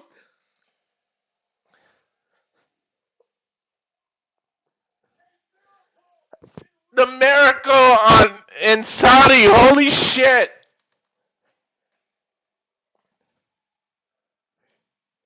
Sami overcome with emotion. Shit, I'm almost emotional. I honestly don't think I've ever gotten that loud on a call, even when Mamacita won her title. It's because it was just so out of nowhere. Holy shit. Oh, my God, dude. Congratulations, Sami Zayn. I cannot fucking believe they did it. Like, I wanted it. Wow. You know Cody deep down inside. This is probably Cody's idea to give it up. I just knew. I had that feeling. The fact that they kept emphasizing, you've never won the title. You've never won the title. You never. The fact that they keep saying that. And that just jumped our numbers up to like 440 now. I can't fucking believe he's the WWE champion. Holy shit. Oh my God. I got to watch the replay of when I screamed. I don't think I've ever gotten that loud. Seriously. Got loud, brother. Yeah. Yeah. That's going to be on the reactions. I know that much. You would think, right? Oh my God, dude. I am so happy for him. Me too. Look at that sleeper. Denny, double sleeper. Once this happened, I was like, holy shit, they're going to do it. They're going to make Cody win. Double. Gunther rolled out. And Cody's got no excuse. Sami pinned the actual WWE champion. Yeah. He pinned him straight up. He counted out of the crossroads and just caught him. I love how we double checked with the referee. Was that 3? And the ref said, yeah. Yeah. Right? He could believe in his own damn self. He jumped into the crowd. Look at this. Oh my God. Sami is the WWE champion. Holy shit. You know who's jumping around right now? Fucking Kevin Owens. And then that's the man, right? Yeah. Oh my God, dude. Sami worked his ass off to get here. Look at the look on Cody's face. Look at the look on Gunther's face. Gunther's in disbelief. I'm so glad they did it where he actually pinned Cody and not Gunther. He pinned Cody. Yeah. That's fucking ridiculous. Look at the picture. Yeah. Cody's emotional, but it's because he's actually happy deep down inside for Sami. Oh my God. Holy shit, that's going to be a hell of a plane. That's going to be a hell of a plane ride because I don't think SmackDown's going to be in Saudi next week. Raw is tomorrow or Monday, but Raw is the start time is 6 p.m. Eastern. Yeah, because is it because they're in Saudi? No, Oh, they're in Europe. Yeah, I think they're still in Europe. Yeah. I think. I don't know. That doesn't matter right now. Yeah, what matters is holy shit, they did it. You talk about a boyhood dream. I mentioned it earlier. That's fucking out of nowhere. I'm so happy right now. Holy shit. Jay, you've And been along I with... think exactly what Jay said. Oba's just going to run through him. Yeah, and if that's the case, then he's champion until August 1st or 2nd. I'm here for that. I'm here. Oh, look at that. Oh, And please give him a couple of more defenses, please. Look, he's looking at the ref like, did I just really do that? Right. He's having Dan double and triple check. Like, are we good? Like, can I leave? Like, That was a mistake. Like, am I supposed to leave the belts? Like, what's happening? Oh my god, I can't wait to see that the side plates they put on. Oh fuck! If you don't believe in miracles, watch this. Yeah, dude. And they cut out too. No post shenanigans. No nothing. Nope. Holy fucking shit! The same year the Knicks win the championship, fucking Sami underdog wins the championship.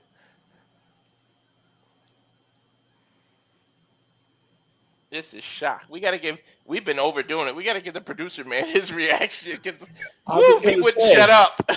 Yeah, Jay, you have been along for the ride with Sami almost as long as I have. You know, going back to you attending All-Star Weekend in 2005, and fucking El Generico is a world champion at WWE. Holy shit! Yeah. Like, fuck. Did you just get emotional too? Yeah. Not gonna lie. Not gonna lie. Still emotional. Trying to keep it, under wraps for right now. Me too. And I know Kevin Owens is feeling even 10 times more than us. Well, I can't wait to hear what Kevin has to say tomorrow. Right. Because if y'all don't already know, Dave LaGreca and Kevin Owens are hosting a watch party for Great American Bash outside of the PC. Oh my God. While Great American Bash is happening inside the PC.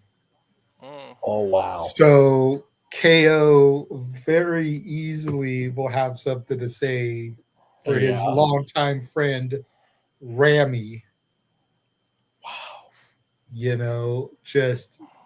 And that's another part of what helped go into my prediction. I called Sami Zayn. I picked him. I know not many people predicted him in Simply Predicting Leagues, but I picked Sami.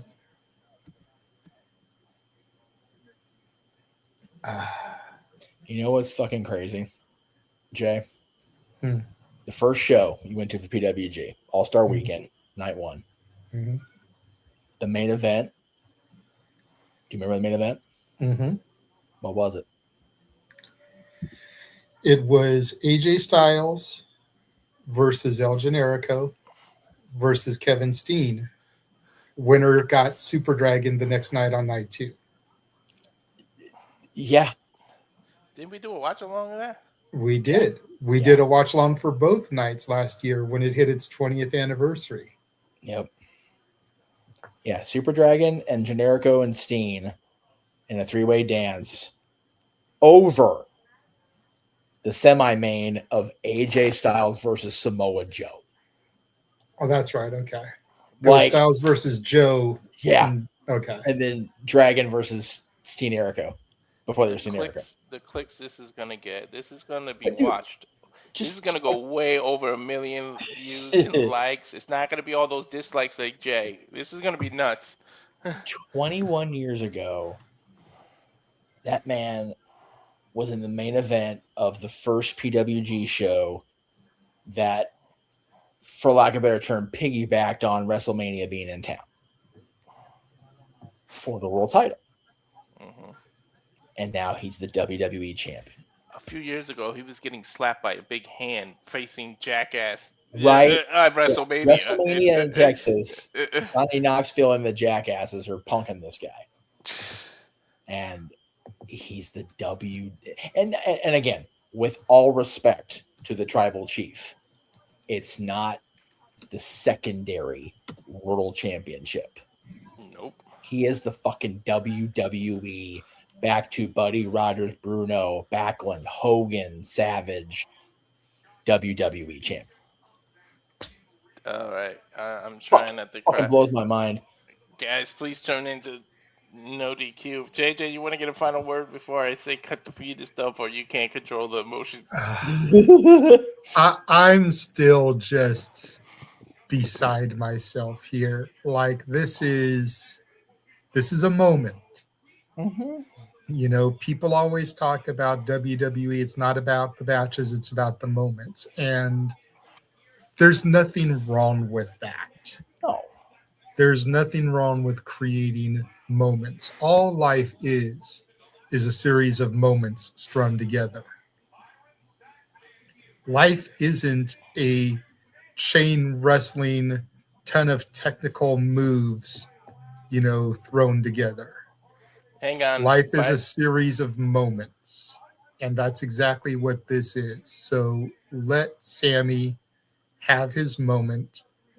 Let us hold on, Walter. Like y'all wanted my speech. Let Sami have his moment. Let us who've been down with Sami, El Generico, whatever you want to call him, since day one-ish, have our moment. We're about to get Sami's first words as champion because Byron's interviewing him. A lot has been said about me. Some good. Lately, some bad. A lot of folks said I would never win the WWE Championship.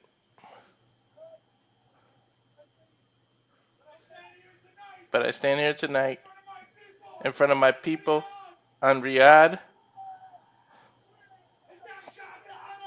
Now he's speaking Arabic. Dude, what the fuck, JJ?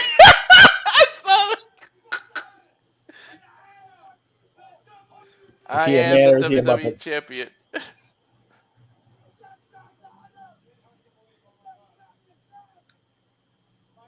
Byron, you know, I'm not usually at a loss for words.